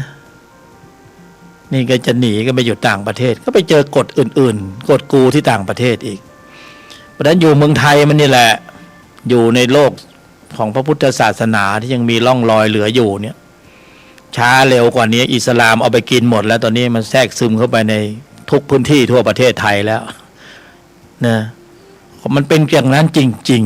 ๆเพราะนั้นคัมภีร์พระพุทธศาสนาพวกเรายังมีโอกาสเราจะเริ่มอบรมศึกษาปฏิบัติในยุคนี้สมัยนี้เร่งรีบทำความเพียรเก็บเกี่ยวอาริยจิตเนี่ยอาริยจิตก็จะมาถึงรายการนี้ก็จะมาบอกมาเล่ามาสู่กันฟังกัลยาณมิตรไม่ใช่มาสอนหรอกเก็บเกี่ยวเอาไปไอ้ที่ดีก็เก็บเกี่ยวไปที่ไม่ดีฟังแล้วไม่เข้าท่าเอาคืนขอคืนบางทีก็คุยมีสาระบ้างไม่มีสาระบ้างออกทะเลบ้างเข้าป่าบ้างหัวเราะบ้างสนุกสนานแต่มันมีสาระอยู่ข้างในแต่สาระเล็กๆแต่ไม่มีหยอกล้อกันบ้างฟังธรรมะไปเครียดไปจะเครียดไปทำไมนะฟังแล้วเครียดฟังทำไม ฟังให้มันไม่เครียดสิเกี่ยวเก็บเกี่ยวอาริยจิตวิธีการอุบายวิธีโดยแยบคายตรงนี้ที่จะมาเล่าสู่กันฟังนี่ตรงนี้คือจุดสำคัญคือจุดพีคนะจุดสำคัญเลยคือจะต้องเป็นยุทธวิธีอุบายวิธีก็คือวิธีการในการปฏิบัติการทางจิตโดยเยี่ยงอย่างไรปรุงแล้วแต่งแล้วกำเนิดกำลังของพละห้าขึ้นมาเพื่อความสมบูรณ์ถึงพร้อมของพละได้อาริยจิตนี่รายการนี้เพราะเรามาถึงชั้นนี้ไงเราก็ต้องคุยเรื่องนี้ถ้าถึงชั้นโลกแล้วจะมาคุยเรื่องนี้ได้ยังไงชั้นของธุระโลกเขาก็คุยเรื่องอย่างอื่นเรื่องกินกามเกียรติโกงเงินทองสารพัดโชคลาภวาสนาทรัพย์สินเงินทองธุรกิจธุรการธุรธรรมไม่คุยเขาคุยอย่างอื่นใช่ไหมคนส่วนมากเขาก็บอกสอนวิธีทำมาหากินทำยังไงจะรวยยังไงจะให้เงินยังไงจะได้เงินยังไงแล้วก็หลอกกันไอ้บทจะได้เงินเอาถูกมันหลอกซะอีกกลายเป็นเสียเงินก็โลกในทุรโลกมันมีแต่เล่ห์เหลี่ยมเพทุบายไอ้เราก็ไปหลงกลเชื่อเขาอันลงสักเม็ด2 เม็ดลงสักหน่อย2 หน่อย เม็ดละ100,000 200,000ถูกมันโกงซะอีกนี่เดี๋ยวนี้มันโกงล้ำลึกอยู่ดีๆไม่ว่าดีโทรศัพท์กิ้งขึ้นมาเอาไอ้นี่เป็นคอเซ็นเตอร์มันหลอกเอาเงินจากบัญชีเราไปอีกเว้นนะมีสารพัดเลยเล่ห์เหลี่ยมเพทุบายมันมาทุกทิศทุกทางไอ้เราไม่เท่าทันบางทีนักปฏิบัติธรรมนี่เถนตรงมองโลกในแง่ดีนะวันๆเราก็มีแต่อุบายวิธีโดยแยบคายอุบายวิธีโดยแยบคายเราไปเจอเล่ห์เหลี่ยมเพทุบายเขาให้หงายหลังเลยเงินหมดบัญชีจบกันนะนี่โลกมันเป็นอย่างนั้นเพราะฉะนั้นในชั้นของธุระโลกภายนอกธุระโลกภายในมันก็จะมุ่งผลประโยชน์โลกทรัพย์สินเงินทองนะมันจะมามุ่งเอานิสัยเอาธุรธรรมเอาชั่วโมงธรรมมันไม่มีหรอกก็มีแต่ชั่วโมงกรรมสร้างเวรสร้างกรรมกันทุกวันแต่มันก็มีผลตอบแทนนั่นแหละเพราะความไม่รู้ไม่เข้าใจในสภาวธรรมตรงตามความเป็นจริงเราก็เข้าใจว่าหลบได้เลี่ยงได้รวยแล้วทุกอย่างคงจะดีที่ไหนได้ไปสะสมกรรมไม่ตั้งเยอะจังเลย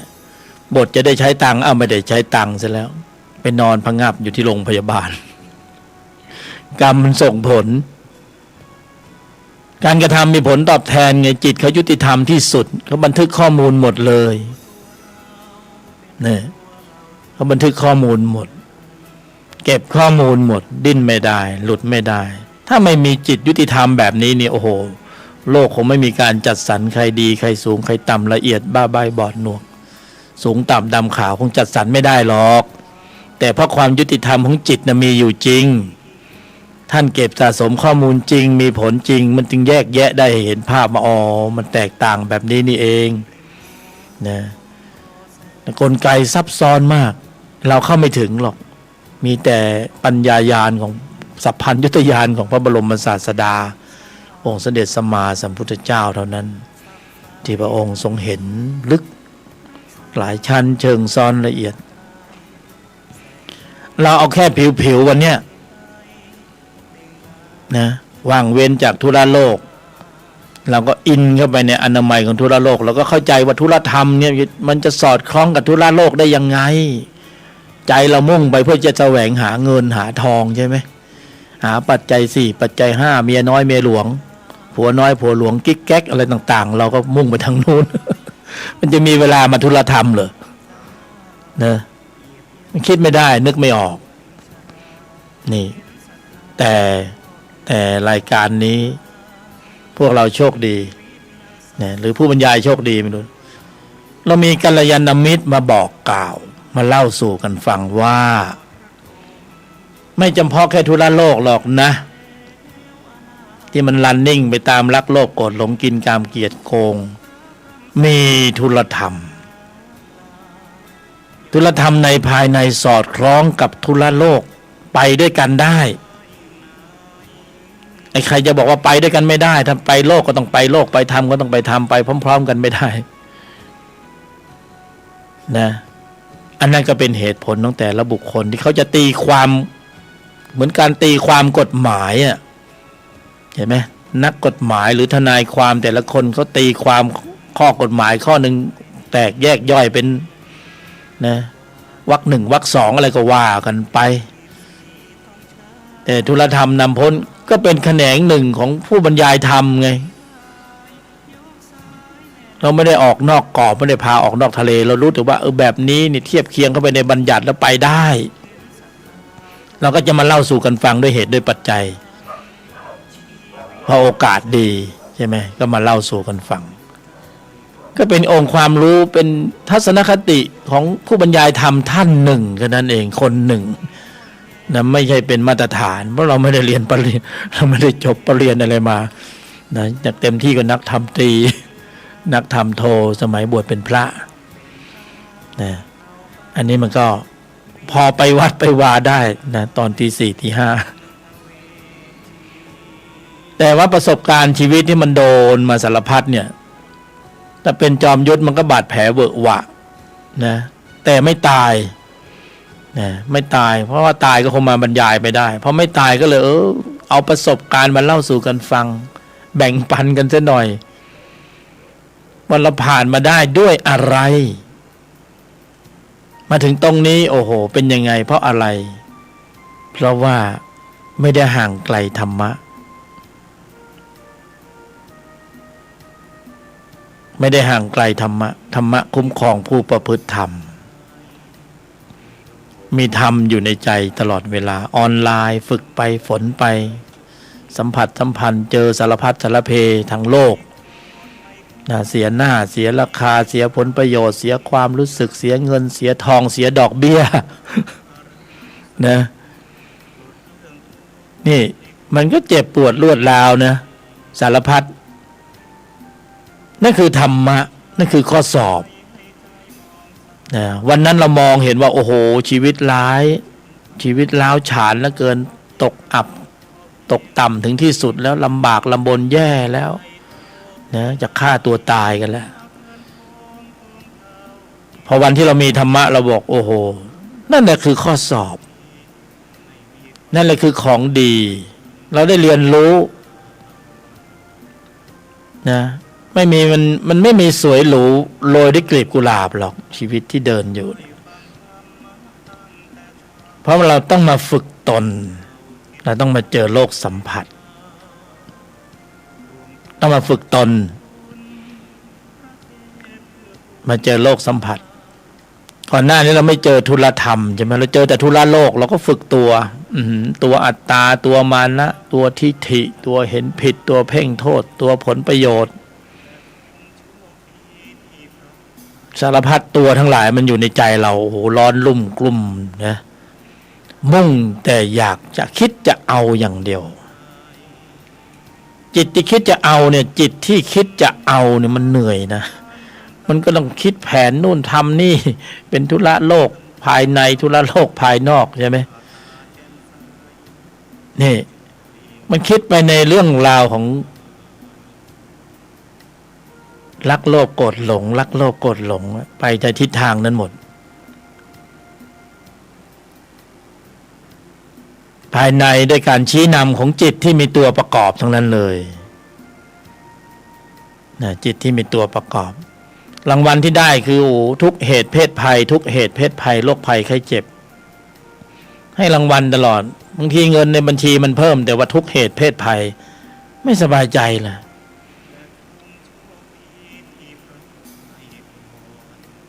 วันที่มาสู่ธุลธรรมมีระบบผ่อนคลายระบบผ่อนคลายคลายอัตราตัวกูให้มันลดปริมาณลงนะเพราะว่าอัตราตัวกูที่มันเหนียวแน่นเนี่ยมันแตะไม่ได้กระทบกระทั่งกระทุ้งกระเทือนขึ้นพรวดพลาดจิตที่มีตัวประกอบด้วยโทสะขี้โมโหโทรศัพท์มือถือพังเป็นเครื่องได้อะไรขึ้นมาแล้วชีวิตก็ผ่านไปเอา30 ปี40 ปี50 ปีขาลงแล้วไม่ได้อะไรเลยได้แต่จิตที่มีตัวประกอบเป็นอัตตาตัวกูขึ้นมาพอมีเหตุภายนอกกระทบทำใจไม่ค่อยได้ร้องห่มร้องไห้สารพัดสารเพเพราะเราไม่เคยฝึกตนไม่เคยมีระบบภูมิคุ้มกันทางจิตเราฝึกแต่ตัวมันก็มีอัตตาตัวกูแก่กล้าขึ้นเนี่ยทีนี้เราจะฝึกตนแล้วก็เข้าสู่แนวทางของธุลธรรมในภายใน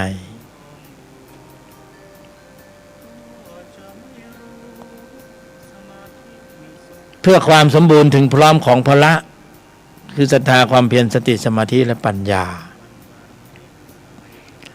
ดีอย่างไรทำไมต้องธุลธรรมนี่ทำไมต้องธุลธรรมดีอย่างไรแล้วจะทำอย่างไรปฏิบัติอย่างไรในชีวิตประจำวันเราจะต้องตั้งหลักในใจเราอย่างไรเพื่อให้เกิดการขับเคลื่อนกำลัง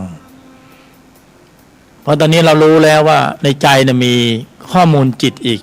กชนิดหนึ่งซึ่งเป็นธรรมสายดับธรรมสายดับเราไม่ปฏิเสธธรรมสายเกิดชั้นตัวใช่ไหมมันมีจริงแต่เราก็ต้องไม่ปฏิเสธแล้วว่าธรรมสายดับนะธรรมสายเกิดชั้นตัวมันมีจริงแต่ในชั้นนี้คือธรรมสายดับชั้นตนในภายในมีจริงหลายครั้งที่รอดมาได้ก็เพราะธรรมชั้นตนคอยเยียวยาคอยช่วยเหลือถ้าไม่รอดจากความรู้สึกที่เป็นอัตตาตัวกูให้บ้าขึ้นใช่ไหมพอมีชั้นตนชะลอตัวซะหน่อยไม่ให้มันบ้ามากไปกว่านี้ใช่ไหมพอมันบ้ามากมันก็ทุกเหตุเพศภัยต่างๆเกิดขึ้นเยอะแยะเต็มไปหมดเราก็ต้องลำดับเข้าสู่ธุลธรรมในภายในซึ่งมีอยู่แล้วโดยธรรมชาติและธรรมดาซึ่งมีอยู่แล้วโดยธรรมชาติและธรรมดาทำความแข็งแกร่งแข็งแรงแหลมคมเท่าทันรอบรู้แยกแยะเช็ดล้างลวงลึกของท่านพละ5ระดับนี้ให้ปรากฏบังเกิดขึ้นด้วยอุบายวิธีโดยแยบคายฟังดูก็ง่ายแต่วิธีการล่ะ เราก็จะมาคุยกันเรื่องวิธีการในแต่ละวันแต่ละเวลาแต่ละลมหายใจเราจะเก็บเกี่ยวอาริยจิตระดับนี้ได้อย่างไรใช่ไหมคือทรัพย์ภายในที่เป็นอริยจิตธุระโลกเราก็เก็บเกี่ยวทรัพย์ภายนอกที่เป็นทรัพย์สินเงินทองธุรธรรมเราเก็บเกี่ยวอาริยจิตเป็นทรัพย์สินในภายในให้ปรากฏบังเกิดอะไรคือทรัพย์ภายในทรัพย์สติทรัพย์สมาธิทรัพย์ปัญญานะนี่คืออริยจิตทรัพย์ในภายในซึ่งเราสามารถเก็บเกี่ยวได้ในชีวิตประจำวันบางคนเขาก็ต้องไปปฏิบัติการทางจิตตามสำนักธรรมต่างๆตามแต่สัญญาตามแต่ร่องรอยที่เราไม่มีเวลาไงพวกเราต้องอยู่อย่างเงี้ยต้องอยู่กับครอบครัวต้องอยู่กับเพื่อนต้องอยู่กับหน้าที่การงานก็มันต้องใช้เงินไงเนี่ยไม่มีเวลาปลีกตนอันนั้นก็แขนงหนึ่งแต่เราต้องอยู่ในสถานการณ์จริงเราจะใช้โอกาสอันงดงามอย่างนี้ในการเก็บเกี่ยวอาริยจิตให้ได้ในแต่ละวันนะด้วยอุบายวิธีโดยเยี่ยงอย่างไรบางคนฟังก็บอกมันไม่ได้หรอกมันค้านแย้งกันเพราะจะต้องไปนั่งหลับตาต้องมีเวลาต้องสงบต้องมีสถานที่ ก็ในชั้นนั้นคือสมถะก็ไม่ปฏิเสธแต่ในชั้นนี้เขาเรียกว่าสมถะวิปัสสนาธุรธรรมในภายในนี่คือสมถะวิปัสสนาไปพร้อมๆกันร่วมไป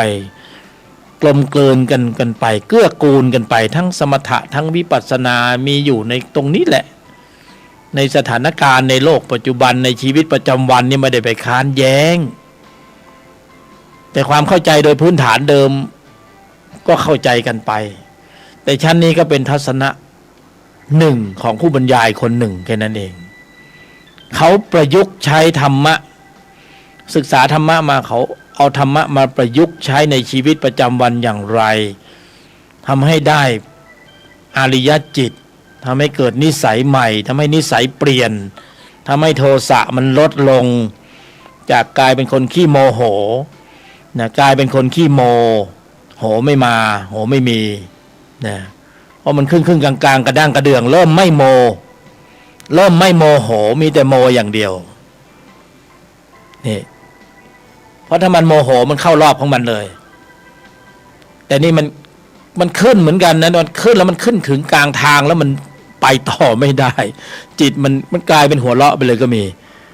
บางทีโมโหปุ๊บมือนี่คว้าจะเอาอะไรเฟี้ยงพอยกขึ้นมาแค่นั้นเอ้าหัวเราะกากเลยมันโมโหไม่เต็มกำลังเหมือนเดิมมันไม่ไปแสดงว่าปริมาณข้อมูลจิตที่มีตัวประกอบด้วยโทสะมันลดได้จริงๆนะเราไม่ใช่กินยาแล้วมันลดนะแต่ใช้อุบายวิธีใช้อุบายบ่อยๆมากๆเนืองๆตื้อมันอยู่นั่นน่ะจนมันลดลงไปพอมันลดตอนหลังมันไม่สามารถจะชี้นำการแสดงออกในทางที่เป็นอกุศลได้เพราะแต่เดิมนี่ผัสสะเวทนาโทสะมันขึ้นเลยใช่ไหมเสียผลประโยชน์โลกมันจะชี้นำการแสดงออกผลักดันให้เกิดพฤติกรรมการแสดงออกในทางที่เป็นอกุศลออกมา3แนวทางคิดพูดทำภายใต้การชี้นำผลักดันของจิตที่มีตัวประกอบด้วยโทสะมูลจิตแต่พอกระด้างกระเดื่องนี่มันหมายถึงว่ามันมีกำลังจิตอีกชนิดหนึ่งซึ่งมีอยู่แล้วในใจของพวกเราเขาก็เกิดจุดประกายขึ้นมาแล้วออนไลน์ขึ้นมาในใจเบียด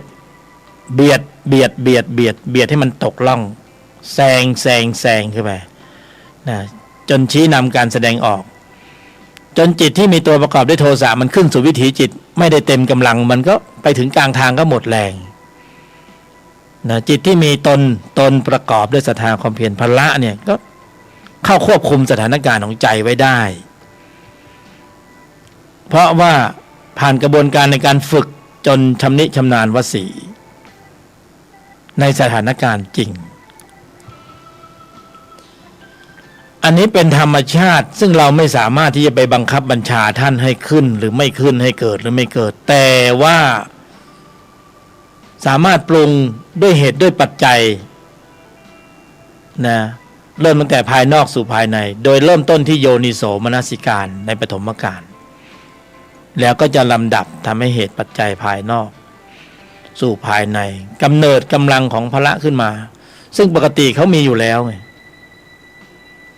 แต่บางทีไม่มีเหตุปัจจัยให้เกิดเขาก็ไม่เกิดแต่พอมีเหตุมีปัจจัยให้เกิดเขาก็เกิดขึ้นมาแล้วก็เป็นจิตที่เข้ามายังสภาวะของใจให้สงบระงับจิตฝ่ายตรงข้ามในจิตชั้นตัวโทสะจิตเนี่ยในแต่เดิมเนี่ยเขามีเหตุมีปัจจัยให้เกิดคือเสียหน้าเสียราคาผลประโยชน์ภายนอกส่งผลสู่ภายในเป็นอัตตาตัวกูเกิดมานะเกิดทิฏฐิส่งจิตที่มีตัวประกอบด้วยโทสะขึ้นสู่วิถีจิตเข้าไปควบคุมสถานการณ์ดับใจของใจก็เป็นสภาวะของความโกรธพอความโกรธขึ้นก็ผลักดันให้เกิดพฤติกรรมการแสดงออกในสัดส่วนที่เป็นอกุศลการกระทำนั่นก็คือส่งผลออกมาอย่างนั้นนั่นคือแต่เดิมจิตที่มีความโกรธก็จะเป็นอย่างนั้นผัสสะก็เวทนาโกรธขึ้นผัสสะก็เวทนาโกรธขึ้นทุกครั้งมันจะเป็นอย่างนี้หมดเลยพวกเราลองสังเกตใจเราดูเวลาเราเสียผลประโยชน์โลกหนักหน่วงเสียหน้าเสียราคาเสียความรู้สึกผัสสะเวทนาโกรธผัสสะเวทนาตัณหาอุปทานโกรธอัตตามานะทิฏฐิโกรธโอ๊ยไม่เบื่อหรือไงไอ้จิตตัวนี้มันขึ้นตลอดเป็นของเก่านี่ว่าของเก่าของดั้งเดิมพวกเราก็เลยอนุรักษ์นิยมไว้ไม่เป็นไรอนุรักษ์มันไว้ในใจเรานี่แหละไม่งั้นไม่มีอารมณ์ ให้มันมีอารมณ์ซะหน่อยผัสสะเวทนาตัณหาอุปทานโกรธอันนี้ยกตัวอย่างตัวเดียวนะตัวอื่นมันก็ไม่ว่ากันนะก็มันก็มีเหมือนกันนะเหมือนเดิมนั่นแหละนะผู้หญิงผู้ชายใช่ไหมผัสสะเวทนาตัณหาความทยานอยากกินกามเกียรติอะไรก็ว่ากันไปใช่ไหมอันนี้คือเราเล่นตัวโกรธก่อนเพราะไอ้ตัวโกรธนี่คือทับหน้าถ้าโกรธลงได้แสดงว่าพละมีกำลังมากขึ้นตามลำดับเดี๋ยวก็ค่อยเขาจะไปจัดการไอ้ตัวอื่นเองเราไม่ต้องไปชี้นำอะไรมากมายพละที่มีกำลังเขาเป็นธรรมชาติชนิดหนึ่งที่มีปรากฏเกิดขึ้นในใจของเราด้วยเหตุด้วยปัจจัยโดยมีจุดประกายเริ่มต้นที่โยนิโสมนสิการแต่ฝ่ายตรงข้ามนี่มันเริ่มต้นด้วยเล่ห์เหลี่ยมเพทุบายนะฝ่ายชั้นตนเริ่มต้นด้วยโยนิโสมนสิการเขามีกำลังของเขาขึ้นอยู่แล้วแต่ว่าบางทีกำลังมันไม่แข็งแกร่งพอ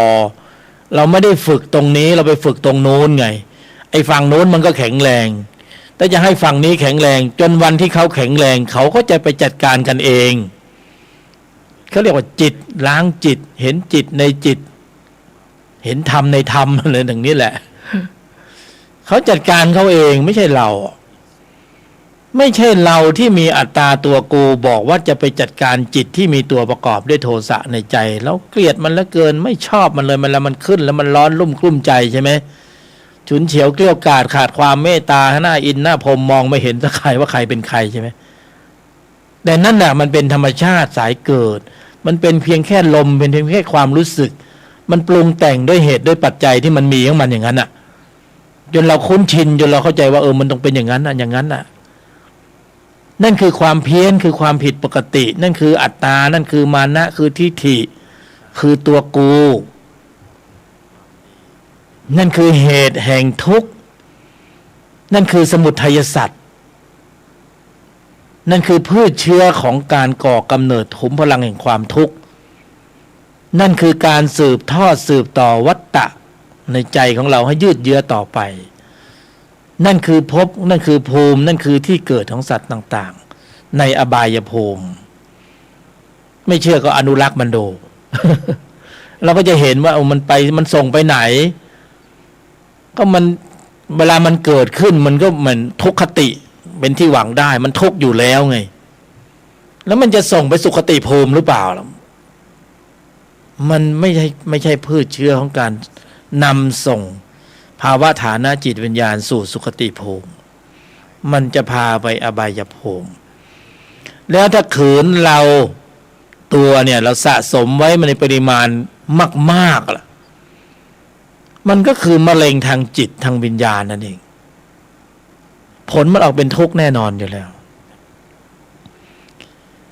เรามีจิตชั้นตนตนเข้ามามีสติสมาธิปัญญามาเตือนตนเตือนตนเป็นที่พึ่งแห่งตนนี่แหละจะมาช่วยเหลือจะมาปลดล็อกชั้นตัวให้มันบรรเทาเบาบางจนหมดศักยภาพก็คือตนอะไรเราก็ต้องส่งเสริมตนศรัทธาความเพียรตนสติตนสมาธิตนปัญญาใช่ไหมซึ่งธรรมชาติชนิดนี้มีอยู่แล้วในใจของเราสามารถปรุงกำลังของธรรมชาติเหล่านี้ให้มีปริมาณมีความเข้มข้นมีกำลังมากขึ้นในยุคสมัยที่มีกายมนุษย์เราก็เข้าสู่กระบวนการในการเจริญอบรมศึกษาปฏิบัติธรรมเริ่มต้นสู่ธุรธรรมภายนอกกฎระเบียบรูปแบบสีสันพิธีกรรมของเส้นไหว้ต่างๆเป็นธุรธรรมภายนอกเข้าสู่ธุรธรรมในภายในที่สุดก็มาถึงชั้นนี้ชั้นของธุรธรรมในภายในเราไม่ได้ว่ากันเรื่องกฎระเบียบรูปแบบภายนอกแล้วเพราะจะเดินสู่ความว่างเปล่าของชีวิตแล้วจะไปเอาอะไรมาติดไม้ติดมือไปอีกอะใช่ไหมเราจะต้องเดินสู่ความว่างเปล่าของชีวิตไปสู่จุดศูนย์ถ่วงซึ่งมันไม่มีอะไรเลยมันว่างเปล่าจริงๆนะแต่เดิมมันว่างเปล่าอิสระลอยตัวที่มันมีรายละเอียดมากมายเพราะไอ้ชั้นตัวมันสร้างขึ้นมาตัณหาอุปทานมันสร้างโลกมันสร้างอัตตาสร้างมานะสร้างทิฏฐิสร้างเรื่องราวต่างๆโครงการนู่นโครงการนี่กฎบัตรกฎหมายสารพัดสารเพขึ้นมาใช่ไหมนั่นแหละคือจิตชั้นตัวเรากำลังสู่ความเป็นอิสระลอยตัว เดินสู่ความว่างเปล่าของชีวิตจะไปแบกกฎรูปแบบสีสันต่างๆเอามาทำไมมันไม่มีเหตุปัจจัยของการที่จะต้องไปแบกตรงนั้นอีกแล้วก็คือเข้าสู่ธุรธรรมในภายในเหลือข้อสุดท้ายคือรู้ควรอย่างเดียวนะมันเป็นอย่างนั้นเพราะนั้นในแต่ละวันในชีวิตประจำวันเนี่ยเรามีหน้าที่2 ชั้นธุระโลกตามสัญญาตามร่องรอยต่างๆหน้าที่การงานครอบครัวก็ต้องบริหารไปปากท้องใช่ไหมเงินทองมันต้องมีต้องใช้เป็นธุระโลกภายนอกลึกๆในใจนะกำหนดหมายไว้เก็บเกี่ยวอาริยจิตเป็นธุรธรรมอยู่ในภายในนะใช้สูตรเข้าไปกำกับนะใช้สูตรเข้าไปกำกับเป็นบทปฏิบัติการทางจิตเป็นธุรธรรมในภายในชีวิตประจำวันนะไม่ได้หนีโลกหนีสังคมไปอยู่คนเดียวในป่าอยู่ในป่านิสัยถูกกระทบกระทั่งกระทุ้งกระเทือนแล้วนิ่งในไม่โต้ตอบแล้วยอมแล้วหยุดแล้วเย็นแล้วนิ่งในไม่โต้ตอบเพื่อต้องการอาริยจิตฝืนทนต่ออาการของวัฏจักรจิตเดิม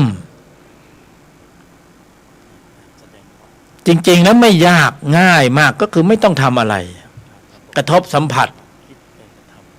กำหนดกรอบไว้ก่อนตั้งโยนิโสมนสิการไว้ก่อนกำหนดกรอบไว้ก่อนตั้งโยนิโสมนสิการไว้ก่อนถึงหัวข้อของการ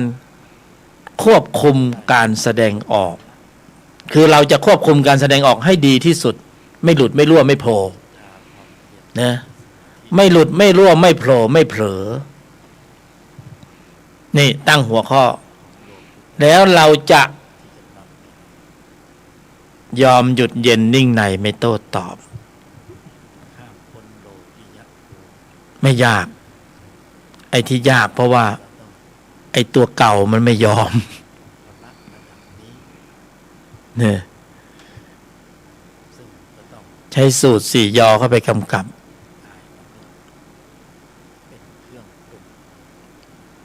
เป็นเทคนิคเป็นวิธีการของผู้บรรยายธรรมคนหนึ่งของนักปฏิบัติธรรมคนหนึ่งใช้สูตร4 ยอเข้าไปกำกับเข้าไปจับไปกำหนดกรอบกระชับพื้นที่ไม่ใช่กระชับที่พื้นที่แถวลาดประสงค์ไม่ใช่นะอันนี้กระชับพื้นที่ในใจของเรากำหนดกรอบใช้สูตร4 ยอเข้าไปกำกับยอที่ 1โยนิโสมนสิการ ยอที่ 2ยอมยอที่ 3หยุดยอที่ 4เย็นมีดีเทลเข้าไปหน่อยหนึ่งคือนิ่งในไม่โต้ตอบใช้สูตรนี้กำกับแค่นี้แหละสูตร4 ยอโยนิโสมนสิการยอมหยุดเย็นนิ่งในไม่โต้ตอบในทุกๆสถานการณ์อันนี้คือเรากำหนดกรอบแล้วเรากำลังเข้าสู่บทปฏิบัติการทางจิตใช้เป็นลักษณะธรรมะประยุกต์ใช้ในชีวิตประจำวันจะเรียนมาขนาดไหนศึกษามาขนาดไหนไม่สนใจเราก็เอามากรอบแล้วมาประยุกต์เป็นธรรมะปฏิบัติในภายในปัจจุบันใช้บทปฏิบัติการทางจิตแค่นี้เป็นธุรธรรมในภายในภายนอกก็ทำไปนะหน้าที่การงานไม่ได้สนใจไม่ได้เกี่ยวกันนะไอ้ข้างนอกก็ทำไปสิมันไม่ได้ค้านแย้งกับธุระภายนอกเลยเพราะเรายังคงต้องยืนเดินนั่งนอนกินนะเดินทางไปนู่นไปนี่ปกติแต่ในใจลึกๆเนี่ยเราใช้ธรรมะธุรธรรมในภายในเข้าไปกำกับเป็นบทปฏิบัติการทางจิตเพื่อที่ต้องการให้ได้เกิดกำลังจิตขับเคลื่อนคือพละ5แล้วสถานการณ์เนี่ยมันจะเป็นตัวเพาะบ่มเป็นตัวหล่อหลอมพอเกิดสถานการณ์เข้ามาตนที่ตั้งไว้ก่อนเนี่ยเขาจะเข้ามาทำหน้าที่ในการควบคุมระบบแสดงออกในระหว่างฝืนทนต่ออาการกระทบสัมผัสภายนอกระหว่างฝืนระหว่างทนระหว่างที่ตนออกแรงเนี่ยมันจะกำเนิดกำลังของพละขึ้นมาตรงนี้ต่างหากเราต้องการตรงนี้สักนิดสักหน่อยสักครั้งหนึ่งในการทำได้ก็ถือว่าเป็นมหาอานิสงส์ยันยิ่งใหญ่เป็นมหากุศลจิตมีอานิสงส์แรงเร็วหนักหน่วงแน่นอนมากๆอันนี้ผู้ฟังเอาไปทำและเอาไปสัมผัสสภาวะเองไม่มีใครบอกใครสอนใครเป่าใครเสกได้หรอกตนแลเป็นที่พึ่งของตนใครทำใครก็ได้ใครไม่ทำใครก็ไม่ได้ใครทำชั้นตัวก็ได้ชั้นตัวใครทำชั้นตนก็ได้ชั้นตนใครทำธุระโลกก็ได้ทรัพย์สินเงินทองอะไรก็ว่ากันไปใครทำธุระธรรมก็ได้กุศลผลบารมีอริยทรัพย์อริยจิตเก็บเอาสิเกี่ยวเอาสิทำเอาสิในสมัยที่มีกายมนุษย์เนี่ยเพิกเฉยอยู่ได้อย่างไรแล้วมันก็แห้งเหี่ยวตายไปในที่สุดจบเกมในชาตินี้เกิดแก่เจ็บตายไม่ได้อริยจิตเลยไม่ได้มีการขับเคลื่อนกำลังจิตที่มีองค์ประกอบด้วยกุศลในระดับชั้นของมรรคเลยเสียดายเสียชาติเกิดนะเกิดมาสูญเปล่าเสียชาติเกิดเรามีกายมนุษย์เพื่อการนี้นะเพื่อการนี้เพื่อตรงนี้นี่คือสมประโยชน์ของการเกิดเป็นมนุษย์แล้วโอ้โหคุ้มแล้วคุณเกิดมาครั้งนี้คุณถ้าไม่ได้พืชเชื้อของโพธิไปสักนิดสักหน่อยนี่เสียโอกาสอันมหาศาลจากการเกิดเป็นมนุษย์เลยนะเพราะนั้นอย่ามัวหมกมุ่นแต่ธุระโลกอย่างเดียวต้องธุระธรรมด้วยทำแล้วได้นิสัยลดปริมาณความโกรธลงเห็นชัดๆเลยล่ะนะคนผู้ปฏิบัติจะสัมผัสสภาวะเองและจะเห็นอุณหภูมิในใจเองว่า อะไรมันขึ้นอะไรมันลงอะไรมันเบาบางอะไรมันหนาแน่นอะไรมันเจริญงอกงามอะไรมันพร่องไปนะมันจะเกิดองค์ความรู้ขึ้นมาเองโดยอัตโนมัติธรรมะเขาจะปรากฏขึ้นเอง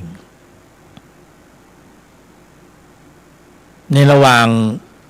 ที่เราปฏิบัติเนี่ยเหมือนกับเราไปข้างนอกแล้วจะเดินกลับเข้าบ้านเดี๋ยวเรากลับมาถึงบ้านแล้วก็บ้านเราจะมีเป็นบ้านไม้สูง2 ชั้นจะมีชานพักขึ้นบันไดมาแล้วก็จะมีชานพักแล้วก็กลับถึงบ้านแล้วก็เดินขึ้นไปบนบ้านแล้วก็ไปนั่งพักตรงชานพักเนี่ยเราก็ไปส่วนมากเราก็จะไปพักตรงนั้นไอ้ตรงชานพักนั่นแหละคือสมถะส่วนมากไปอยู่ตรงนั้นกันหมดยังไม่เข้าบ้านนะยังไม่ได้ถึงบ้านแล้วขึ้นบ้านแล้วแต่ขึ้นไปบันได5 ขั้นก็ไปมีชานพักอยู่ตรงหัวบันไดไปนั่งตรงนั้นมันสบายวิตกวิจารปีติสุขเอกคตาขนลุกขนพองตัวเบาตัวหายไปพักอยู่ตรงนั้นแล้วยังไม่ได้เข้าบ้านก็นึกว่าถึงบ้านแล้วนึกว่าแต่ยังไม่ได้เข้าบ้านส่วนมากไปพักอยู่ตรงนั้นกันนะก็จะต้องก้าวไปอีก4-5 ขั้นขึ้นไปถึงประตูบ้านใช่ไหมไปถึงประตูบ้านก็ไม่ใช่ว่าเข้าไปในบ้านได้เลยมันก็ต้องมีกุญแจเปิดเข้าบ้านเพราะประตูยังปิดอยู่ประตูที่จะไขเข้าไปในบ้านนั่นน่ะคือโยนิโสมนสิการกุญแจนั่นน่ะนี่เพราะนั้นหลายรูปหลายนามได้มาแล้วมาถึงบ้านแล้วจะกลับบ้านเก่าจะไปนิพพานจะกลับบ้านเก่านะไปติดอยู่ตรงชานตรงระเบียงบ้านชานพักมาอยู่ตรงนั้นกันโอ้โหเยอะแยะเต็มไปหมดแต่ไม่ขึ้นไปต่อไม่ไปต่อไปติดอยู่ตรงนั้นไอ้ที่ขึ้นไปต่อขึ้นไปถึงประตูบ้านเอาเข้าบ้านไม่ได้อีกไม่มีกุญแจนะไม่มีกุญแจก็เข้าไม่ได้ยืนอยู่ปากประตูนั้นแต่มีคนหนึ่งก็มีกุญแจเขาก็โอ๊ยโยนิโสมนสิการนะกระทำไว้ในใจโดยแยบขายถึงกรอบปฏิบัติการระบบควบคุมการแสดงออกก็เข้าไปในบ้านได้นะเข้าไปในบ้านก็โอ้เนี่ยควบคุมการแสดงออกได้พละ5เจริญเติบโตนิสัยเปลี่ยน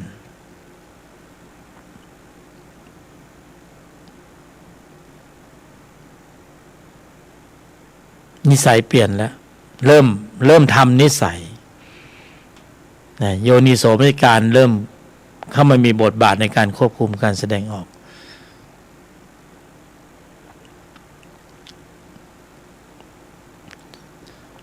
ในชั้นต้นก็ใช้ระบบช่วยเสริมนะเพื่อให้สมบูรณ์ถึงพร้อมเป็นสมถะวิปัสสนาก็คือในชีวิตประจำวันเนี่ยยังไม่ได้เลยเวลาเรานั่งสมถะถ้าเราจะเอาบทนำล่องเข้าสู่กระบวนการในการขับเคลื่อนกำลังจิตที่มีองค์ประกอบด้วยกุศลระดับชั้นของมรรคเนี่ยเราภาวนาอย่างนี้เลยโยนิโสมนสิการยอมหยุดเย็นนิ่งในไม่โต้ตอบอันนี้คือคำบริกรรมภาวนาเลยโยนิโสนั่งสมาธิเนี่ยพอซ้อมไว้ก่อนเตรียมพร้อมไว้ก่อนเพื่อที่จะต้องลำดับเข้าสู่ตรงนี้นะหรือบางคนก็มีสมถะเขาก็ภาวนาพุทโธสัมมาละหังยุบหนอพองหนอบริกรรมคำบริกรรมภาวนานี่หรืออานาปานสติลมหายใจเข้าออกจิตกำหนดนะเห็นตามดูรู้ลมหายใจเข้าออกเป็นอานาปานสติเป็นบทบาทฐาน พอสักพักหนึ่งวิตกวิจารณ์นึกคิดตึกตรองประคองไว้ในอารมณ์นี้เป็นสมถกรรมฐานอ่อนๆพื้นๆนะอันนี้คือบทปฏิบัติการในชีวิตประจำวันเนี่ยเราก็ยืนเดินนั่งนอนไปไหนมาไหนข้างในใจเราก็เตรียมพร้อมสำหรับการลำดับขึ้นสู่เตรียมพร้อมสำหรับการลำดับขึ้นสู่ในภายในก็เป็นธุรธรรมในภายในใช้บริกรรมภาวนาเกาะกระแสไว้ก่อนใช้อานาปานสติลมหายใจเข้าออกเป็นวิตกวิจารปีติเป็นลำดับเข้าสู่องค์ฌานเล็กๆโดยพื้นฐานเป็นสมถะเพื่อที่จะต่อองค์ความรู้เป็นความรู้ความเข้าใจก็ต้องมีการลำดับขับเคลื่อนพละอีกระดับชั้นหนึ่งต่อเนื่องเพราะชั้นแรกนี่ใช้กำลังของพละในระดับของสมถะและอีกชั้นหนึ่งเป็นพละในระดับชั้นของมรรค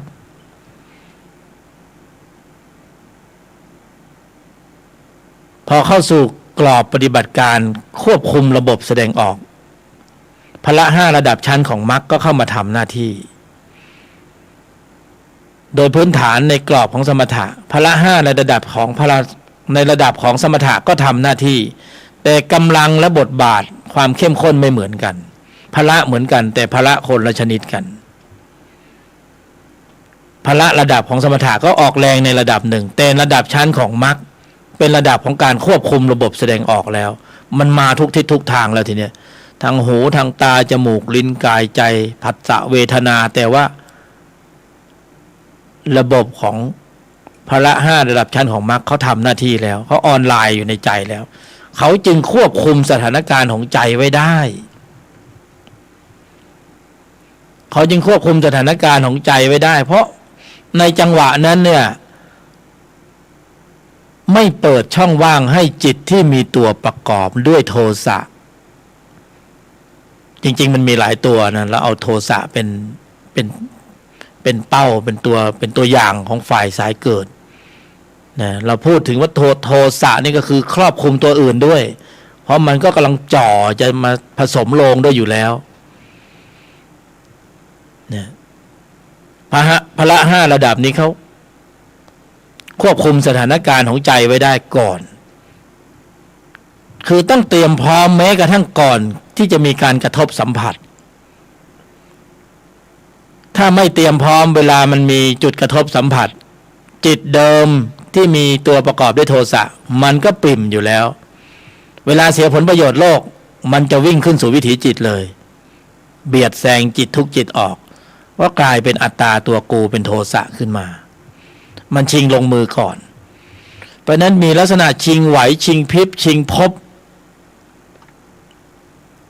จากผู้ดีจากผู้ร้ายเนี่ยมันเสี้ยววินาทีเดียวละ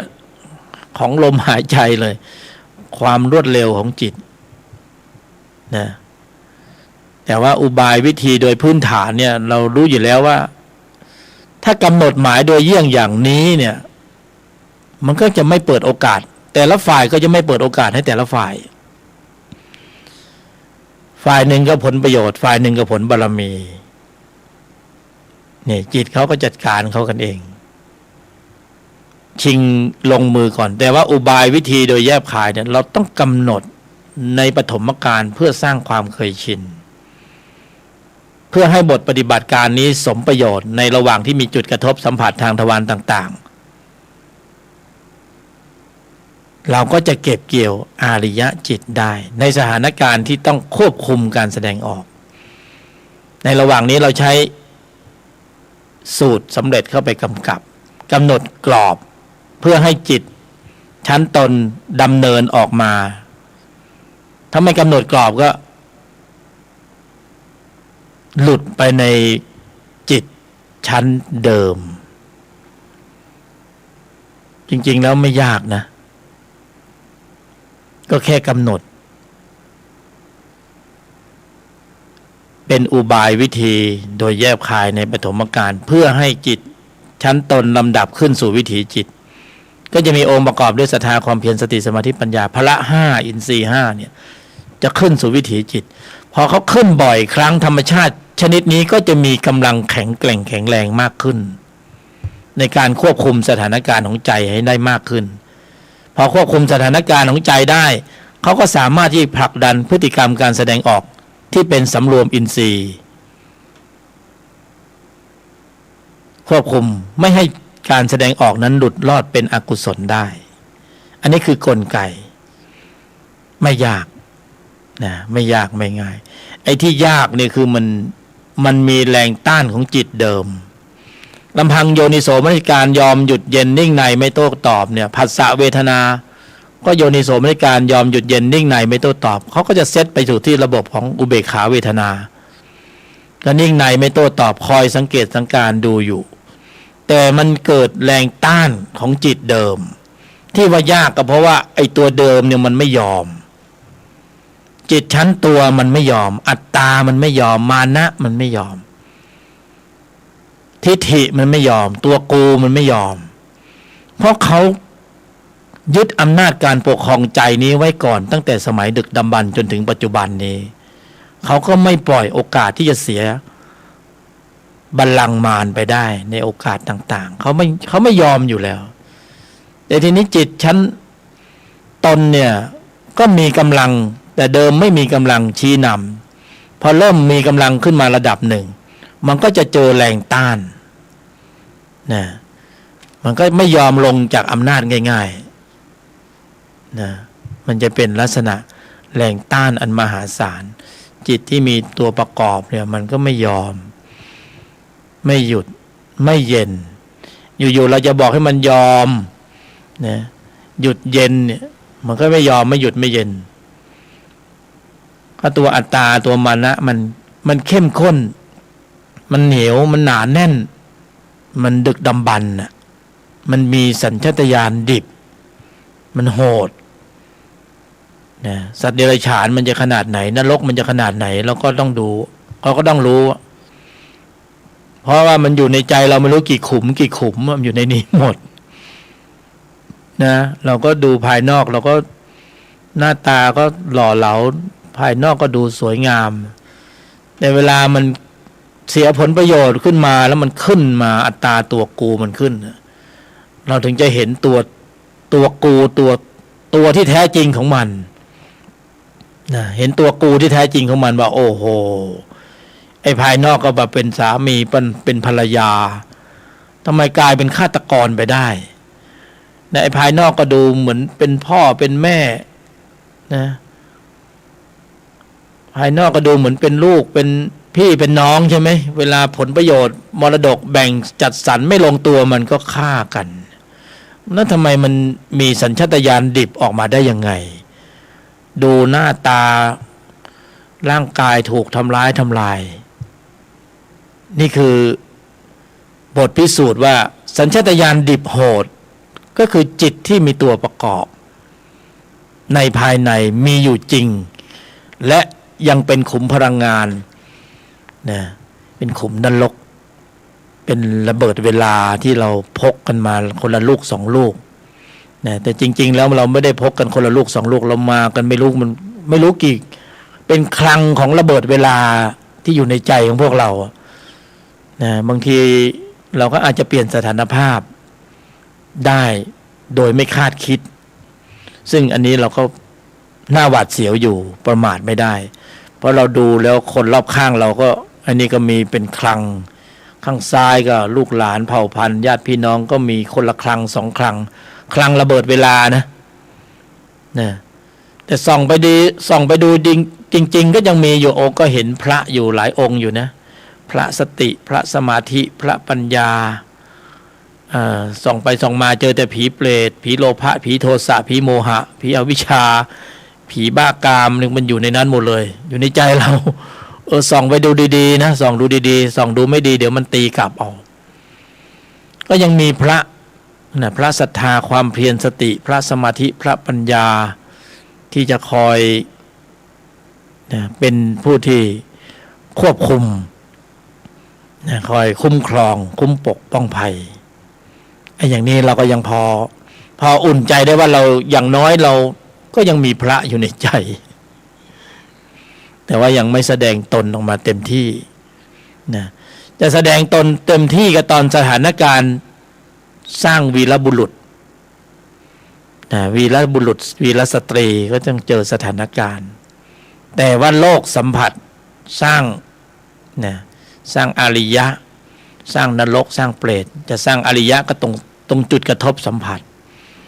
ถ้าควบคุมการแสดงออกได้แสดงว่าพละทำหน้าที่องค์มรรคขับเคลื่อนระบบคิดพูดทำเป็นสัมมาถ้าควบคุมการแสดงออกไม่ได้แสดงว่าชั้นของวัฏจักรชั้นตัวทำหน้าที่ผลักดันพฤติกรรมการแสดงออกนะก็อย่างที่รู้ๆกันเป็นอย่างนั้น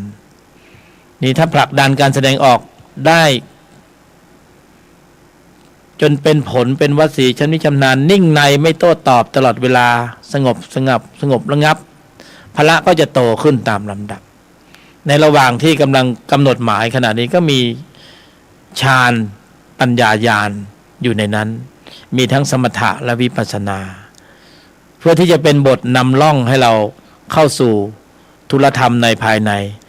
นชีวิตประจำวันเราต้องจำได้หมายรู้ในข้อวัดปฏิบัติอย่างหนึ่งก็คือภาวนาแม้กระทั่งเรานั่งหลับตาภาวนานั่งสมาธิอยู่ออกจากสมาธิเรายืนเดินนั่งนอนเราก็ต้องภาวนาไปด้วยจะกำหนดอานาปานสติแล้วก็มีลมหายใจเข้าออกระลึกรู้ตลอดเวลาหรือกำหนดบริกรรมภาวนาแล้วก็พุทโธสัมมาอรหังยืนเดินนั่งนอนนะทำภารกิจธุระโลกก็ให้ดำเนินอยู่ในใจอยู่ตลอดเวลาพร้อมเพื่อที่จะเป็นบาดฐานนำล่องไปสู่การขับเคลื่อนกำลังของพละที่จะเข้ามามีบทบาทในการควบคุมการแสดงออกในภายหลังจากการกระทบสัมผัสถ้าเราไม่เตรียมพร้อมไว้ก่อนหลุดแน่นอนใช่ไหมหลุดแน่นอนเพราะฉะนั้นชีวิตประจำวันเรายังไม่ได้อะไรเลยเนี่ยเราภาวนาอยู่ในใจลึกๆนะวิตกวิจารปีติเป็นสมถะเล็กๆขณะยืนเดินนั่งนอนไปไหนมาไหนทำภารกิจหน้าที่ตามปกติข้างในใจมีองค์บริกรรมภาวนาไว้หรือกำหนดอานาปานสติดูลมหายใจเข้าออกไม่จำเพาะว่าจะต้องนั่งอยู่กับที่เพียงอย่างเดียวไม่จำเพาะว่าจะต้องนั่งอยู่กับที่เพียงอย่างเดียวทำให้ได้ตรงนี้จนเกิดความวสีชำนิชำนาญแล้วเราจะรู้สึกว่ามันเป็นวิถีชีวิตที่เป็นไปอย่างปกติวิสัยเราเดินทั้งธุระโลกภายนอกเดินทั้งธุระธรรมในภายในเพื่อผลิตกำลังจิตที่มีองค์ประกอบด้วยกุศลแบบชั้นของอาริยจิตเราก็ไม่เสียเปล่าโลกก็ไม่ช้ำธรรมก็ไม่เสียข้างนอกก็ได้เงินข้างในก็ได้อริยจิตอย่างนี้มันน่าจะสมบูรณ์กว่านะแต่เดิมเรามีแต่ธุระอย่างเดียวเราไม่ได้สนใจเลยว่าธุระธรรมในภายในจะทำได้หรือไม่ได้เราเข้าใจแต่เพียงว่าการปฏิบัติธรรมนี่จะต้องไปอยู่ป่าอยู่เขาอยู่คนเดียวนะอยู่ในป่านิสัยนี่แหละในป่านิสัยเนี่ยเราต้องการอริยจิตต้องการนิสัยชั้นสูงเราก็ต้องเจอนิสัยโลกมันกระทบยิ่งมันกระทบมากเราก็ยิ่งดูว่าโอ้เรายิ่งแข็งแกร่งมากเรานิ่งในไม่โต้ตอบได้มากเรายิ่งแข็งแกร่งมากถ้าเราสวนแสดงว่าเราสอบตกนะสอบตกแล้วก็ตั้งลำขึ้นมาใหม่ไม่ว่าเราอยู่ในภาวะฐานะอะไรภายนอกมันจะมีดีกรีอะไรขนาดไหนไม่ได้สนใจตรงนั้นเขาสนใจว่าขณะกระทบสัมผัสเนี่ยเราควบคุมระบบแสดงออกได้ขนาดไหนควบคุมได้ก็เป็นอริยจิตอริยจิตอริยจิตอริยจิตควบคุมไม่ได้ก็เป็นโทสะจิตโมหะจิตโลภะจิตนะควบคุมได้ก็ขึ้นชั้นบนขึ้นชั้นบนขึ้นชั้นบนควบคุมไม่ได้ก็เตรียมตัวลงชั้นล่างชงชั้นล่างนะพอลงชั้นล่างจิตก็เก็บสะสมข้อมูลจิตมาเก็บสะสมข้อมูลมากขึ้นก่อนที่เราจะตายเนี่ยมาเลยละนี่มันจะมาเลยคตินิมิตอารมณ์มันจะขึ้นมาเลยมรณวิถีจิตสุดท้ายมันจะขึ้นมาเลยคุณสะสมอะไรไว้ก่อนหน้านี้งานเข้าเลยสะสมแต่นรกคุณได้สิทธิ์ไปนรกแน่นอนสะสมเปรตโกงคอร์รัปชันกินทุกอย่างกินสารพัดสารเพคุณได้สิทธิ์ไปเปรตแน่นอนนี่อันนี้คือสัจจะภาวะไม่ต้องให้ผู้บรรยายมาบอกหรอกพวกเราจะรู้ตัวเราเองเพราะคตินิมิตอารมณ์มันปรากฏแค่นั้นนะมรณวิถีจิตสุดท้ายเนี่ยมันจะส่งไปเลยนี่ปฏิสนธิจิตเกิดปุ๊บมันจะไปอุบัติระหว่างเกิดทันทีเลย ตรงไหนก็ตรงนั้นไปตามแต่ข้อมูลที่เราอยากจะไปนะเราจะไปที่ชอบตรงไหนเราชอบไม่ได้เลือกไม่ได้หรอกมันไปตามข้อมูลยุติธรรมมากเลยนะจิตนะจิตยุติธรรมจริงๆต้องยอมรับเลยว่าเพราะฉะนั้นเราต้องศรัทธาเชื่อมั่นในการตรัสรู้ของพระบรมศาสดาองค์สมเด็จสัมมาสัมพุทธเจ้าเราต้องศรัทธาเชื่อมั่นในกรรมมีผลตอบแทนจริงๆวันนี้เราปรุงเหตุปัจจัยของการเจริญปัญญาฟังธรรมเนี่ยจิตที่มีองค์ประกอบด้วยกุศลระดับชั้นของมรรคเป็นอันมากได้บังเกิดในใจของเราเนี่ยอานิสงส์มหาศาลแรงดึงดูดแรงมากดึงเราขึ้นนะไม่ดึงลงแน่นอนดึงขึ้นนะเพราะกุศลจิตเกิดในใจอยู่ตลอดเวลาเนี่ยคือพูดเร็วๆฟังต่อเนื่องฟังต่อเนื่องไม่ให้ขาดช่วงเลยกุศลเกิดนะไม่ให้มีช่องว่างของจิตที่มีตัวประกอบด้วยอกุศลมันโผล่เข้ามาเลยใช่ไหมขณะเนี้ยถ้ามันโผล่มันก็แวบหนึ่งมันก็ตกลงไปแล้วก็เป็นกุศลต่ออย่างเงี้ยเพราะนั้นกุศลตลอดต่อเนื่องบุญบารมีตบะเดชเดชะอำนาจการอิทธิฤทธิประสิทธิตั้งความปรารถนาอย่างไรก็สมปรารถนาอย่างนั้นนี่มันเป็นอย่างนั้นดีไหมดีนะก็สะสมกันไปเก็บเกี่ยวกันไป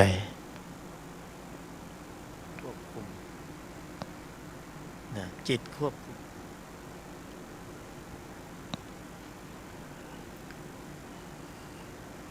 ฟังดูมีเหตุผลไหมเนี่ย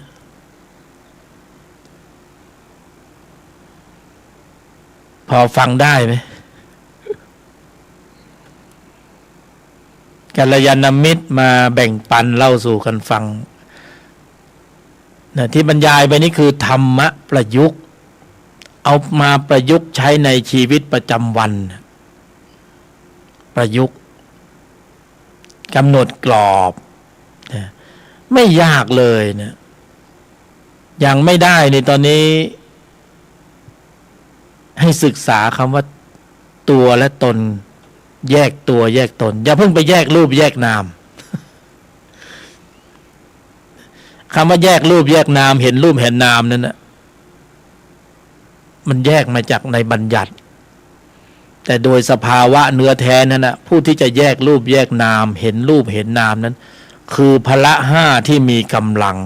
เขาจะเห็นของเขาเองเขาจะแยกของเขาเองเขาจะลดปริมาณอัตตามานะทิฏฐิของเขาอัตตาตัวกูนะเขาจะเห็นของเขาเองว่าอันนี้คือรูปนี่คือนามนี่คือสมมุติบัญญัตินี่คือปรมัตถบัญญัติไอ้เราก็ไปท่องเป็นนกแก้วนกกุนทองไปซะก่อนรูปเป็นอย่างนั้นนามอย่างก็ดีในระดับหนึ่งนะแต่ว่าเนื้อในมันยังไม่ไปเราต้องผ่านกระบวนการของอริยมรรคมีองค์8แล้วกำเนิดกำลังของพละขึ้นมาพละจะเข้าไปแยกแยะล้วงลึกและถอดถอนอัตตาตัวกูในพื้นฐานก็คือเขาต้องแข็งแกร่งแข็งแรงแหลมคมเท่าทันรอบรู้แยกแยะล้วงลึกและถอดถอนถึงจุดหนึ่งเขาจะแยกแยะเองว่าอ๋อนี่ไม่ใช่อัตตาตัวกูนี่เป็นแต่เพียงสภาวธรรมนี่เป็นรูปนี่เป็นนามโดยสภาวะนะไม่ใช่แยกโดยบัญญัติแยกโดยสภาวะให้ทำให้สภาวะเกิดก่อนโดยพื้นฐานเนี่ยเอาเล็กๆง่ายๆในชีวิตประจำวันเนี่ยที่เราจะต้องสัมผัสนะจะต้อง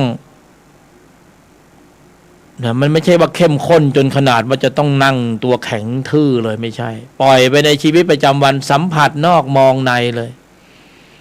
สัมผัสนอกมองเข้ามาข้างในบริหารใจตนแต่เดิมนี่เราสัมผัสนอกเราจะมองข้างนอกใช่ไหมเราสัมผัสนอกเรามองนอกมองอะไรมองมันเห็นเป็นสัตว์บุคคลตัวกูเราเขาเป็นสมมุติบัญญัตินะเป็นหน้าที่การงานตำแหน่งนู้นตำแหน่งนี้บ้าๆบอๆกันไปใช่ไหมมันมองกันไปอยู่แค่นั้นนะในชั้นนั้นคือวิสัยของโลกมันก็ต้องมองได้แค่นั้นจริงๆในชั้นนอกถ้าจะให้วิสัยธรรมเขาก็ไม่มองอย่างนั้นนะในชั้นนอก เราสัมผัสนอกมองนอกเป็นอัตตาตัวกูมองนอกมองไปเรื่อยๆทุกวันพอมองไปข้างนอกมากๆก็เป็นอัตตามากขึ้นเป็นตัวกูมากขึ้นเป็นความยึดมากขึ้นเป็นความถือมากขึ้นความมั่นมากขึ้นมันไม่ปล่อยสักทีอ่ะมันได้แต่มองข้างนอกทีนี้ไม่ต้องเราเอาข้างในบ้างสัมผัสนอกมองในบริหารใจตนเมื่อกี้นี่สัมผัสนอกมองนอกบริหารใจตัวไหลไปตามกระแสสัมผัสใช่ไหมเพราะมี2ชั้นให้เราทั้งทำไงพอถึงธุรธรรมก็ต้องสัมผัสนอกมองในบริหารใจตนเนี่ยกำหนดกรอบแล้วควบคุมการแสดงออกให้ได้ขณะสัมผัสขณะก่อนสัมผัสขณะสัมผัสภายหลังจากสัมผัสเสียหน้าเสียราคาเสียผลประโยชน์เสียความรู้สึกเป็นวิชาบังคับคือถ้าชั้นนี้จะมองเห็นเสียหน้าเสียราคาเสียผลประโยชน์เสียความรู้สึกเป็นข้อสอบชั้นนี้นะจะมองเห็นเสียหน้าเสียราคาเสียผลประโยชน์เสียความรู้สึกเสียเกียรติเสียฟอร์มเสียเงินเสียทองเป็นข้อสอบเป็นวิชาบังคับทำให้เราแข็งแกร่งแข็งแรงแต่ถ้าเป็นชั้นนอกสัมผัสนอกมองชั้นตัวนะชั้นตัวสัมผัสนอกมองนอกไม่ได้มองว่าเป็นข้อสอบมองว่าเป็นอัตตาตัวกูมองว่าเป็นความยึดมั่นถือมั่นมองว่ากูเสียผลประโยชน์ที่มันเกิดเรื่องเกิดราวก็คือเกิดตรงนี้แหละเพราะมันเป็นอัตตาตัวกูเพราะว่าเวลาเสียผลประโยชน์มันกระทบกูก็ขึ้นนะกูที่ขึ้นมาคืออะไรก็คือจิตที่มีตัวประกอบด้วยโทสะก็กูพร้อมใช้กูก็ต้องใช้กูใช่ไหมกูก็คือจิตที่มีตัวประกอบด้วยโทสะกูพร้อมใช้แล้วทำไมต้องพร้อมใช้ก็ใช้ทุกวันก็เคยคุ้นชินก็ใช้ทุกวันก็คุ้นชินพอคุ้นชินก็พร้อมใช้พอพร้อมใช้ก็คุ้นชินพอคุ้นชินก็พร้อมใช้มันเป็นวังวนแห่งความรู้สึกใช่ไหมคุ้นชินไหมว่าเราคุ้นชินอัตตาตัวกูก็พร้อมใช้แต่พร้อมใช้ก็คุ้นชินมันก็จะอยู่ในวังวนนี้เพราะอยู่ในวังนี้ในวังนี้ในวังวนในวังวนนี้มันก็ใช้อัตตาตัวกูมันก็ทำกรรมพอทำกรรมก็เกิดวิบากกรรมนะ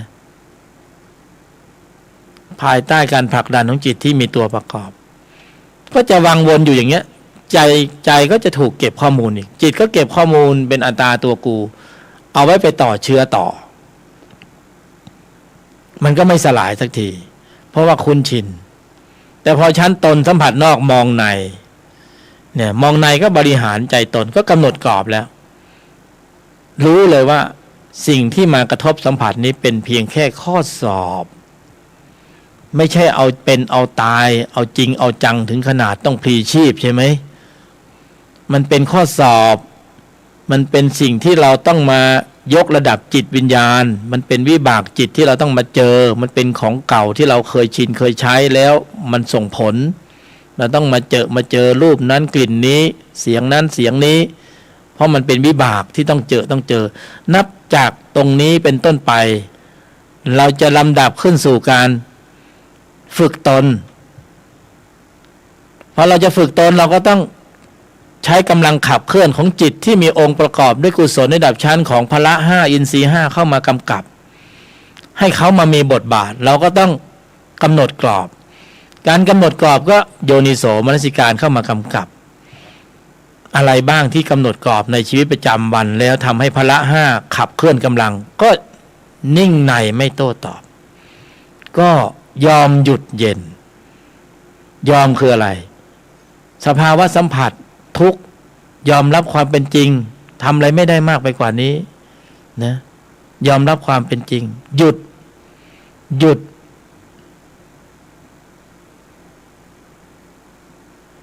ย็นยอมหยุดเย็นนิ่งในไม่โต้ตอบนะหยุดก็คือสมุทัยสัตว์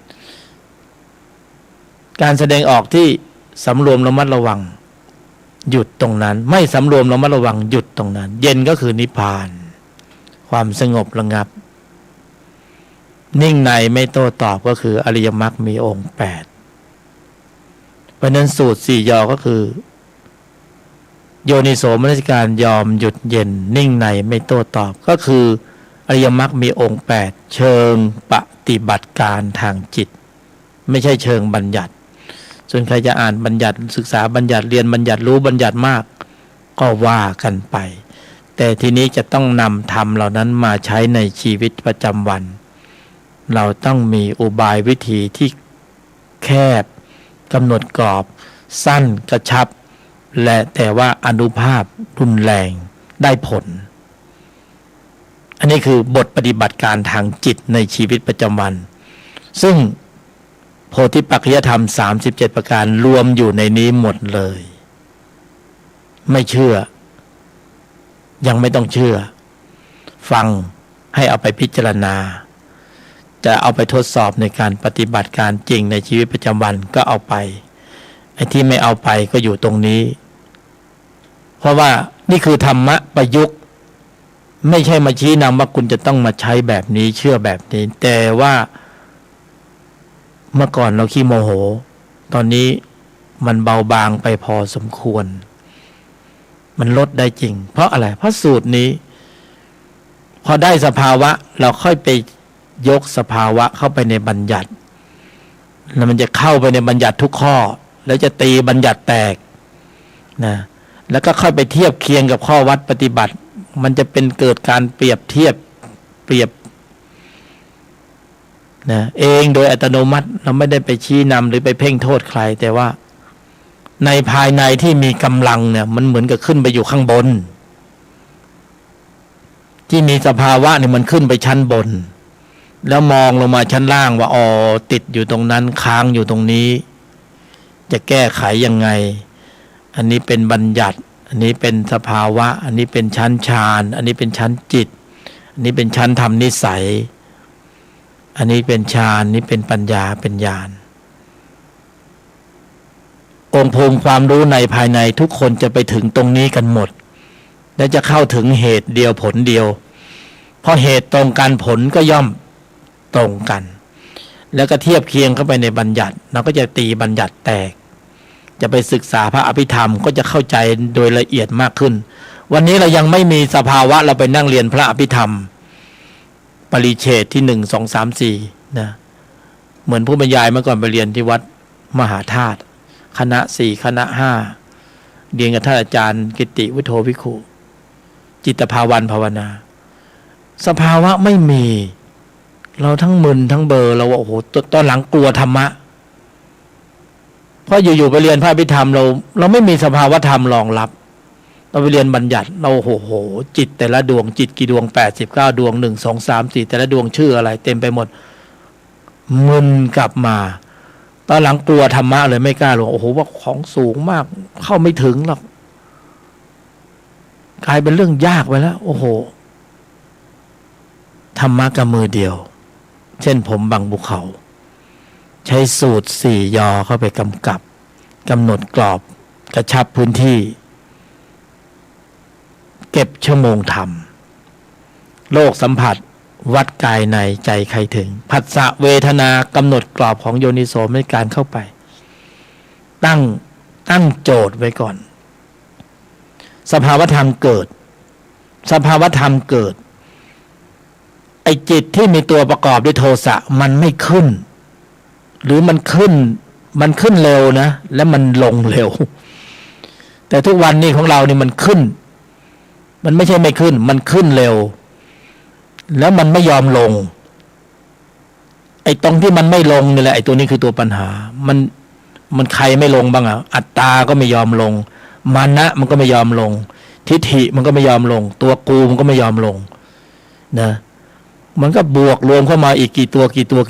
เข้ากวนมันเลยทีนี้แล้วมันพาทำกรรมนะมันไม่ใช่พาสร้างกุศลกรรมก็มันมาจากพืชเชื้อของ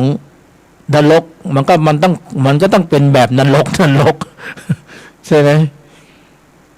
มันมาแบบพืชเชื้อของเปรตมันก็ต้องมาแบบเปรตก็ยี่ห้อนี้มันบอกอยู่แล้วมาแบบเปรต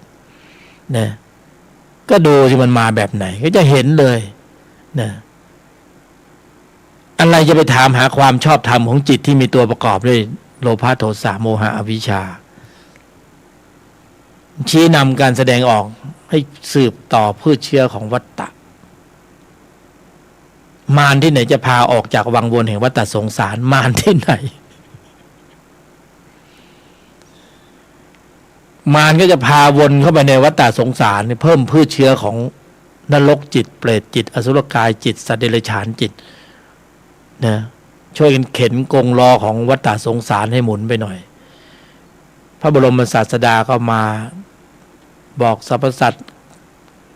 นะพุทธบริษัททั้งหลายช่วยกันหมุนกงล้อของธรรมจักรแต่หมุนเท่าไหร่ก็หมุนไม่ไปสักทีเนี่ยหมุนเท่าไหร่ก็หมุนไม่ไปก็เราเคยชินกับการหมุนกงล้อของวัฏจักรใช่ไหมมารที่ไหนจะพาออกจากวังวนของวัฏฏะมันก็ไม่ส่งเสริมให้เกิดการเคลื่อนออกจากวัฏฏะสงสารเพราะนั้นพอมาเกิดในโลกมนุษย์มันก็เลยมีสารพัดในการส่งเสริมโลภะส่งเสริมโทสะโมหะอวิชชาต่างๆเต็มไปหมดเพราะมันเป็นโลกสัมผัสสัตว์ที่มาเกิดที่นี่มันก็เลยเพลินหลงไปเพลินไปหลงไปเพลินไปกินเหยื่อ มันก็เอากามมาป้อนมือกินเข้าไปโอ้ยอร่อยรสชาติดี เอาเกียรติมาป้อนโอ้ยมีเกียรติหนูเลิศหรูเดินจะไม่ไหวอยู่แล้วจะมาเกียรติอะไรแต่งหรูดูใส่บั้งใส่อะไรเต็มไปหมด เดินจะไม่ไหวอยู่แล้วนะกินกามเกียรติรักโลภโกรธหลง พยามารมันส่งเสริมก็จริงๆนะดูเลยเดินจะไม่ไหวอยู่แล้วจะเอาเกียรติไปไหนอีกอะเอาเกียรติอะไรนักหนานะกินกามเกียรติโอ้กินหรูอยู่ดีเนี่ยไอเราก็ชอบนะเราก็ชอบด้วยนะไม่ใช่ไม่ชอบนี่เผลอจะไปนู่นนะจะไปเที่ยวพัทยาจะไปเซ็นทรัลแกรนด์มิลาดไปว่ายน้ำทะเลใช่ไหม กิเลสมันชวนไปให้รางวัลแก่ชีวิตบ้างเนี่ยแต่รางวัลที่เราควรจะให้เนี่ยมันไม่ใช่เป็นรางวัลแบบโลกเพราะอายุสังขารเรามันเหลือเวลาน้อยลงเราต้องสร้างชั่วโมงธรรมอย่างเดียวตอนเนี้ยถึงจะปลอดภัยเราไปสร้างชั่วโมงโลกมันก็ติดโลกมันก็ไปอยู่ในโลกไปไหนไม่ได้นะมันไปเข้าทางของพยามารโลภะโทสะโมหะอวิชชาเพิ่มเติมไปเรื่อยๆเราต้องสร้างชั่วโมงธรรมวันนี้เราฟังเนี่ยเราได้2 ชั่วโมงธรรมบางคนฟังไปขนลุกไปนะปีติธรรมเกิดนะฟังเสียงผู้บรรยายยกธรรมเกิดธรรมปีติขนลุกเบาตัวโล่งโปร่งนี่สุดยอดนี่กุศลจิตปีติสุขฌานเล็กๆฌานอ่อนๆนะฌานอ่อนๆฌานเล็กๆเข้าฌานตลอดเวลาฌานแบบเปิดตาไม่ใช่ฌานแบบหลับตานะฌานแบบเปิดตาเนี่ยตะบะไม่ค่อยแตกเพราะมันตื่นรู้พร้อมสำหรับการรับกระทบแต่ฌานแบบปิดตานี่ตะบะแตกมาหลายคนแล้วผู้บรรยายก็ตะบะแตกพอออกจากฌานมาโอ้ ตาเห็นรูปหูได้ยินเสียงโดนแซวโดนว่าเขาหน่อยอัตตาขึ้นพรวดพลาดเมื่อกี้ยังนั่งตัวนิ่งนะไม่ไหวติงเลยเมื่อกี้นะเหมือนกับโอ้จะบรรลุแล้วเป็นอริยะที่ไหนได้ตะบะแตกก็รักษาฟอร์มไว้ก่อนดูมาดดูเข้มข้นดูโอ้ท่านองค์นี้สุดยอด นะเข้าไปหลังกุฏิหรือไม่ก็ผัสสะเวทนาขึ้นเราไม่มีหมกเม็ดไม่มีไถยจิตเรารู้ใจของเราเองภายในเพราะนั้นเอาแบบฌานเปิดตาเนี่ยแหละนะฌานเปิดตาก็กำหนดภายในวันไม่ต้องคิดอะไรมากนึกอะไรไม่ออกก็กำหนดลมหายใจอานาปานสติเข้าออกแวบหนึ่งก็ยังดีใช่ไหมหรือนึกอะไรไม่ออกก็เอาคำบริกรรมภาวนาพุทโธพุทโธพุทโธเดินนั่งรถไปในกรุงเทพเนี่ยโหนรถเมย์อยู่ในใจก็พุทโธคือมันยืนเป็นชั่วโมงอ่ะมันก็ปวดขาแล้วก็ไม่มีที่นั่งมือก็แขวนอยู่ข้างบนจับราวไว้โอ้โห นึกว่าเราปวดมันก็ปวดพอเราภาวนามันก็หายปวดจิตมันไปหน่วงไว้อีกจุดหนึ่งมันก็เลยลืมไปตรงนั้นไปนี่ภาวนาไว้ก่อนเพื่ออะไรเตรียมพร้อมสำหรับการรับกระทบนะเหมือนเราเตรียมพร้อมสำหรับรถเมล์ที่มันจะจอดหรือมันจะเลี้ยวใช่ไหมมันจะเบรกเราไม่จับราวไว้ก่อนเป็นไงไอตอนที่เราจับราวไว้ก่อนเนี่ยคือเรากำลังปรับเข้าสู่องค์ฌานกำลังปรับสมถะปรับอินทรีย์นะภาวนาปรับอินทรีย์เพื่อรองรับบาดฐานการขับเคลื่อนกำลังจิตที่มีองค์ประกอบด้วยกุศลดับชั้นของพละห้าอินทรีย์ห้าเพื่อที่จะควบคุมระบบแสดงออกภายหลังจากการกระทบสัมผัสเดี๋ยวมันจะต้องมีเหตุให้ต้องโกรธต้องวิพากษ์วิจารณ์ต้องเห็นผิดต้องเพ่งโทษมันจะต้องมีเหตุก็เราอยู่ในโลกสัมผัสเนี่ยวันไม่พูดหรือยังไงมันมีเหตุให้พูดถ้าเรานิ่งในไม่โต้ตอบเราก็ได้อริยจิตแต่เรานั่งไปบนถนนเราเผลอไปเราวิพากษ์วิจารณ์บันไออีมึงกูอย่างนั้นอย่างนี้เดี๋ยวจิตที่มันละปรุงขึ้นมามันมีอกุศลทั้งนั้นเลยก็เป็นอกุศลจิตเดี๋ยวสักพักหนึ่งมันหนักข้อเขาให้มันก็จะโกรธเนี่ยมันก็ไม่เป็นผลดีมันไม่เป็นผลดีต่อใจของเราเพราะมันก็จะเก็บข้อมูลใจเขาจะเก็บข้อมูลของเขาถ้าเราปรุงกุศลก็มีวิบากเป็นกุศลก็เป็นสุขปรุงอกุศลมีวิบากที่เป็นอกุศลก็เป็นทุกข์ก็มีแค่นี้เองแต่เราฉลาดในการปรุงทำไมเราไม่เลือกปรุงสิ่งที่ดีๆลำเลียงเข้าไปในใจให้มีประกายของกุศลเกิดขึ้นตลอดเวลานะอยู่ตลอดเวลายังกุศลให้ถึงพร้อมไม่ทำบาปทั้งปวงทำจิตใจให้ขาวรอบนึกอะไรไม่ออกก็ภาวนามนไว้นะภาวนามนนะพุทโธสัมมาระหังลมหายใจเข้าออกอานาปานสติดูไปดูมาข้างในใจลึกๆก็กำหนดพร้อมสำหรับการรับกระทบทางทวารต่างๆยอมหยุดเย็นนิ่งในไม่โต้ตอบภาวนายอมหยุดเย็นนิ่งในไม่โต้ตอบไม่ใช่ไม่สู้คนแต่ไอ้ที่สู้นะมันตายไปแล้วบางคนเขาบอกโอ้โหไม่มีศักดิ์ศรีเลยเสียหน้าเสียราคาเสียผลประโยชน์คุณไม่สู้คนเลยเนี่ยเอาเราก็ไม่จะตอบยังไงเราบอกไอ้คนที่มันสู้นะมันตายไปแล้วก็คือมันบันดาลโทสะไงแล้วมันก็ทะเลาะกันแล้วมันฆ่ากันแล้วมันจะได้ประโยชน์อะไรเราต้องใช้กายไปทำอย่างอื่นเราไม่ได้เอากายเราเกิดมาเพื่อการนี้เพื่อการที่จะมาทะเลาะกับคนนั้นคนนี้เพื่อการที่จะมาโกงมากินไม่ใช่เราจะมาสร้างบารมีแล้วก็นำพากายเรามาสร้างบารมีไม่ใช่มันลดทอนกำลังของกุศลลงแล้วไปเพิ่มอกุศลมันก็จะเกิดประโยชน์อะไรขึ้นมาเราจะไปลดทอนมันทำไมเรากายมนุษย์มันสร้างกุศลได้จนถึงที่สุดคือนิพพานโอกาสมาถึงแล้วเราไม่สร้างเองแล้วใครจะช่วยเราได้ ใครจะช่วยเราได้เราไม่สร้างเองทำไมเราไม่สร้างเราไม่รู้เหรอว่ากายมนุษย์เนี่ยบำเพ็ญได้ถึงนิพพานสร้างกำลังจิตที่มีองค์ประกอบในกุศลในระดับชั้นของมรรคได้ในระดับชั้นของโพธิปักขิยธรรม37ได้ทำไมเราไม่รู้หรืออะไรมันบังเราอยู่มันปิดเราอยู่หรืออวิชชาใช่ไหมเราโทษว่าอวิชชานะก็ง่ายๆสบายๆทำไมเราไม่ทำสูตร4 ยออันนี้เป็นประยุกต์ใช้นะไม่ใช่มาตรฐานที่ต้องเป็นอย่างนี้ก็ผู้บรรยายเขาฝึกมาอย่างนี้ไงฝึกมาอย่างเงี้ยเวลาบรรยายก็มีอย่างบรรยายอย่างเนี้ยก็บรรยายเรื่องเดียวนี่แหละคือสูตร4 ยอคือ10 ปีก่อนก็ยังเข้าใจว่ามันคงไม่ได้ผลอะไรมากมายไปกว่านี้หรอกอะไรธรรมะปฏิบัติต้องใช้สูตรด้วยเหรออันนี้คือการประยุกต์ใช้โดยปรับเอาธรรมะที่เจริญอบรมศึกษาปฏิบัติมาเนี่ยนะเอามากรอบไว้ในชีวิตประจำวันว่าประยุกต์ใช้แบบเนี้ยกำหนดกรอบแบบเนี้ยให้อยู่ในกรอบนี้ทั้งหมดแล้วเทียบเคียงสภาวะเข้าไปในบัญญัติมันก็ไม่ได้หนีออกจากบัญญัติไปเท่าไหร่นะอยู่ในนั้นหมดเลยคือประยุกต์ใช้เขาเรียกว่าธรรมะประยุกต์ธรรมะประยุกต์ก็ว่ามันมีของเป็นของดีนะเราไม่ได้พากัลยาณมิตรหรือผู้ปฏิบัติธรรมเข้าป่าที่ไหนล่ะให้เขาก็มีปัญญาเขาก็พิจารณาได้ใช่ไหมไม่ใช่ไปเชื่อทั้งหมดนะก็ยังบอกเลยว่าที่บรรยายมานี่นะอย่าเพิ่งเชื่อเอาไปทำวิจัยเอาไปศึกษาดูเอาไปปฏิบัติดู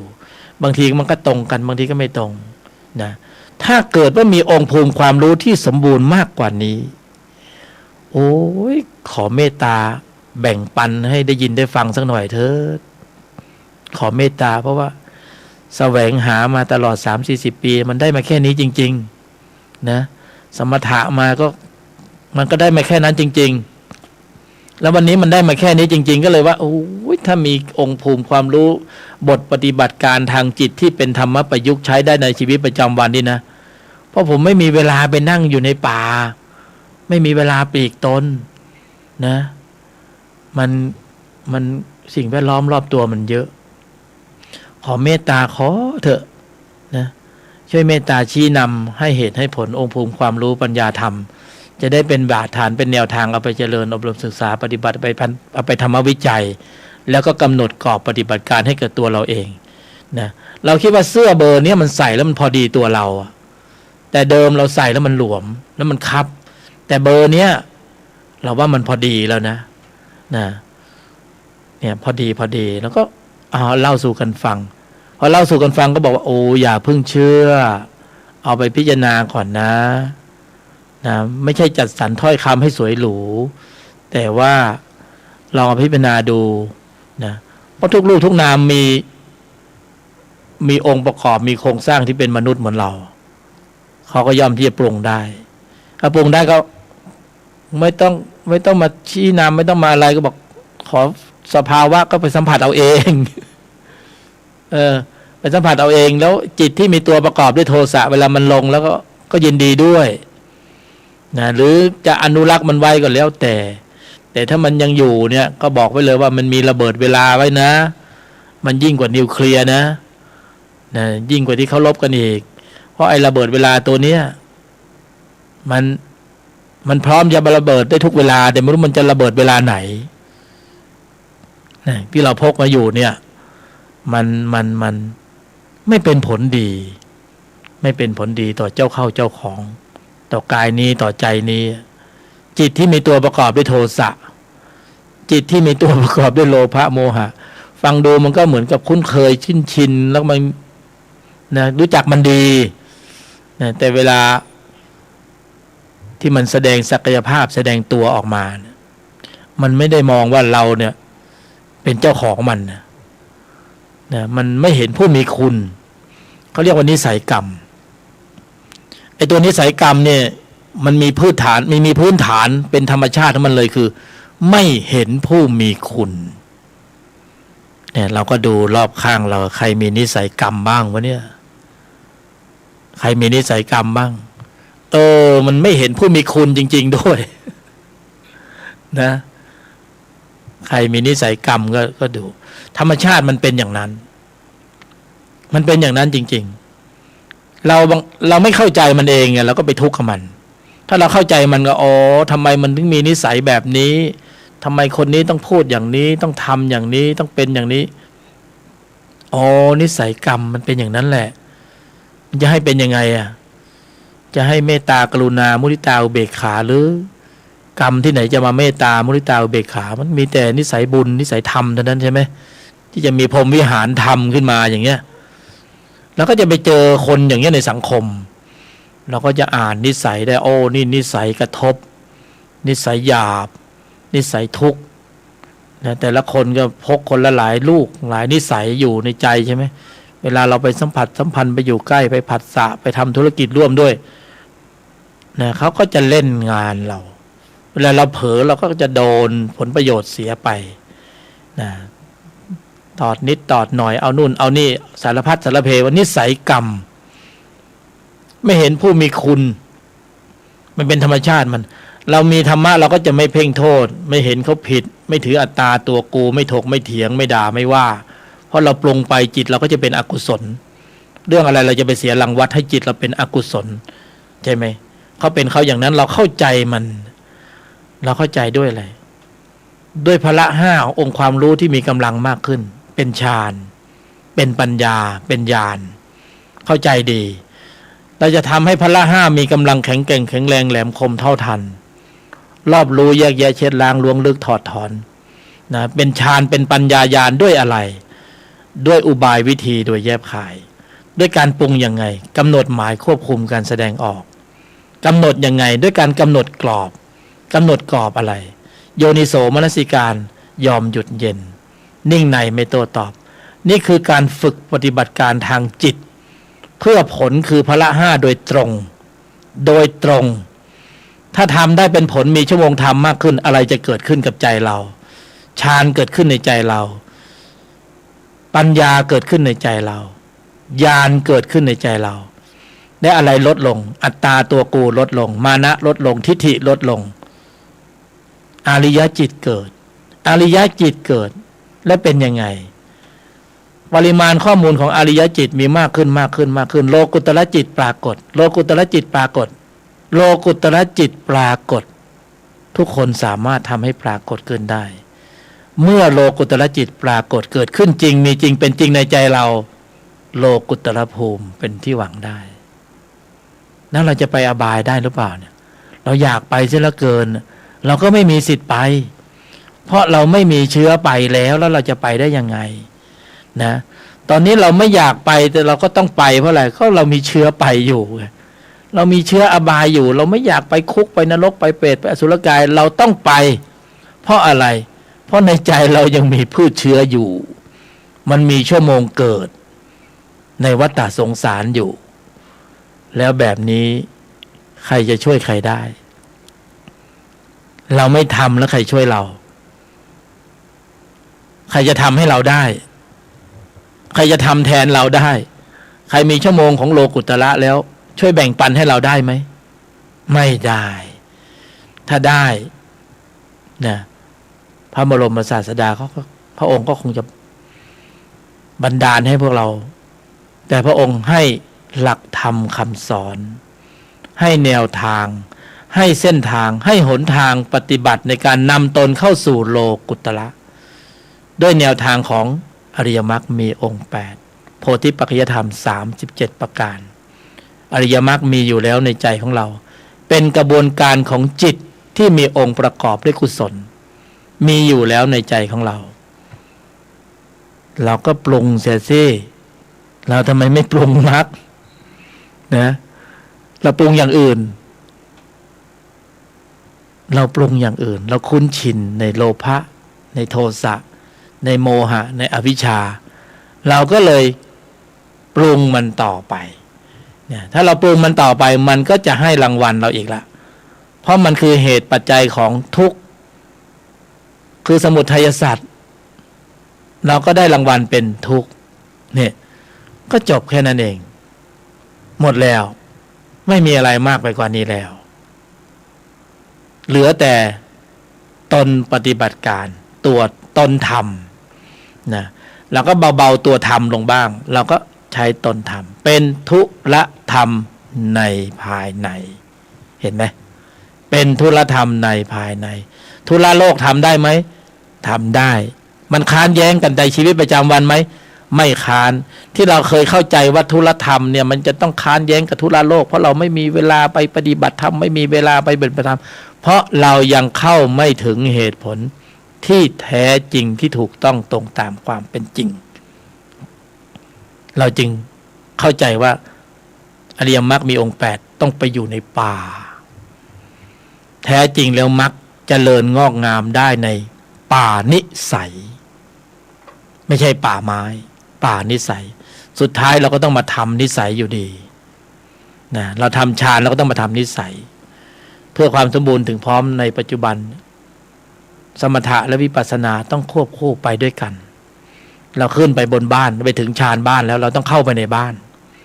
นะการจะเปิดเข้าไปในบ้านเราต้องมีกุญแจเปิดกุญแจก็คือโยนิโสมนสิการในปฐมกาลเห็นไหมถ้าฟังหลายๆรอบเข้าใจก็จะบรรลุอ๋อนะอ๋อ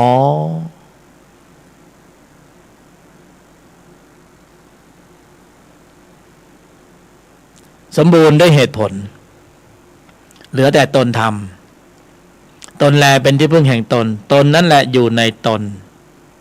นะตนอยู่กับพร้อมกับตัวหนึ่งตัวหนึ่งตนรวมเรียกว่าเราในชั้นนี้เรากำลังนำเสนอกุศลจิตในระดับชั้นของตนนะถ้าชั้นตัวเราก็จะบอกว่าโอ้วิธีทำมาหากินทำเงินทำทองทำนู่นทำนี่ทำยังไงใช่ไหม แต่นี่คือวิธีในการปรุงกำลังจิตเพื่อให้ได้ซึ่งอาริยจิตอาริยทรัพย์เป็นทรัพย์ที่เที่ยงแท้ถาวรเป็นที่พึ่งที่เที่ยงแท้กว่าหลักประกันใดๆในโลก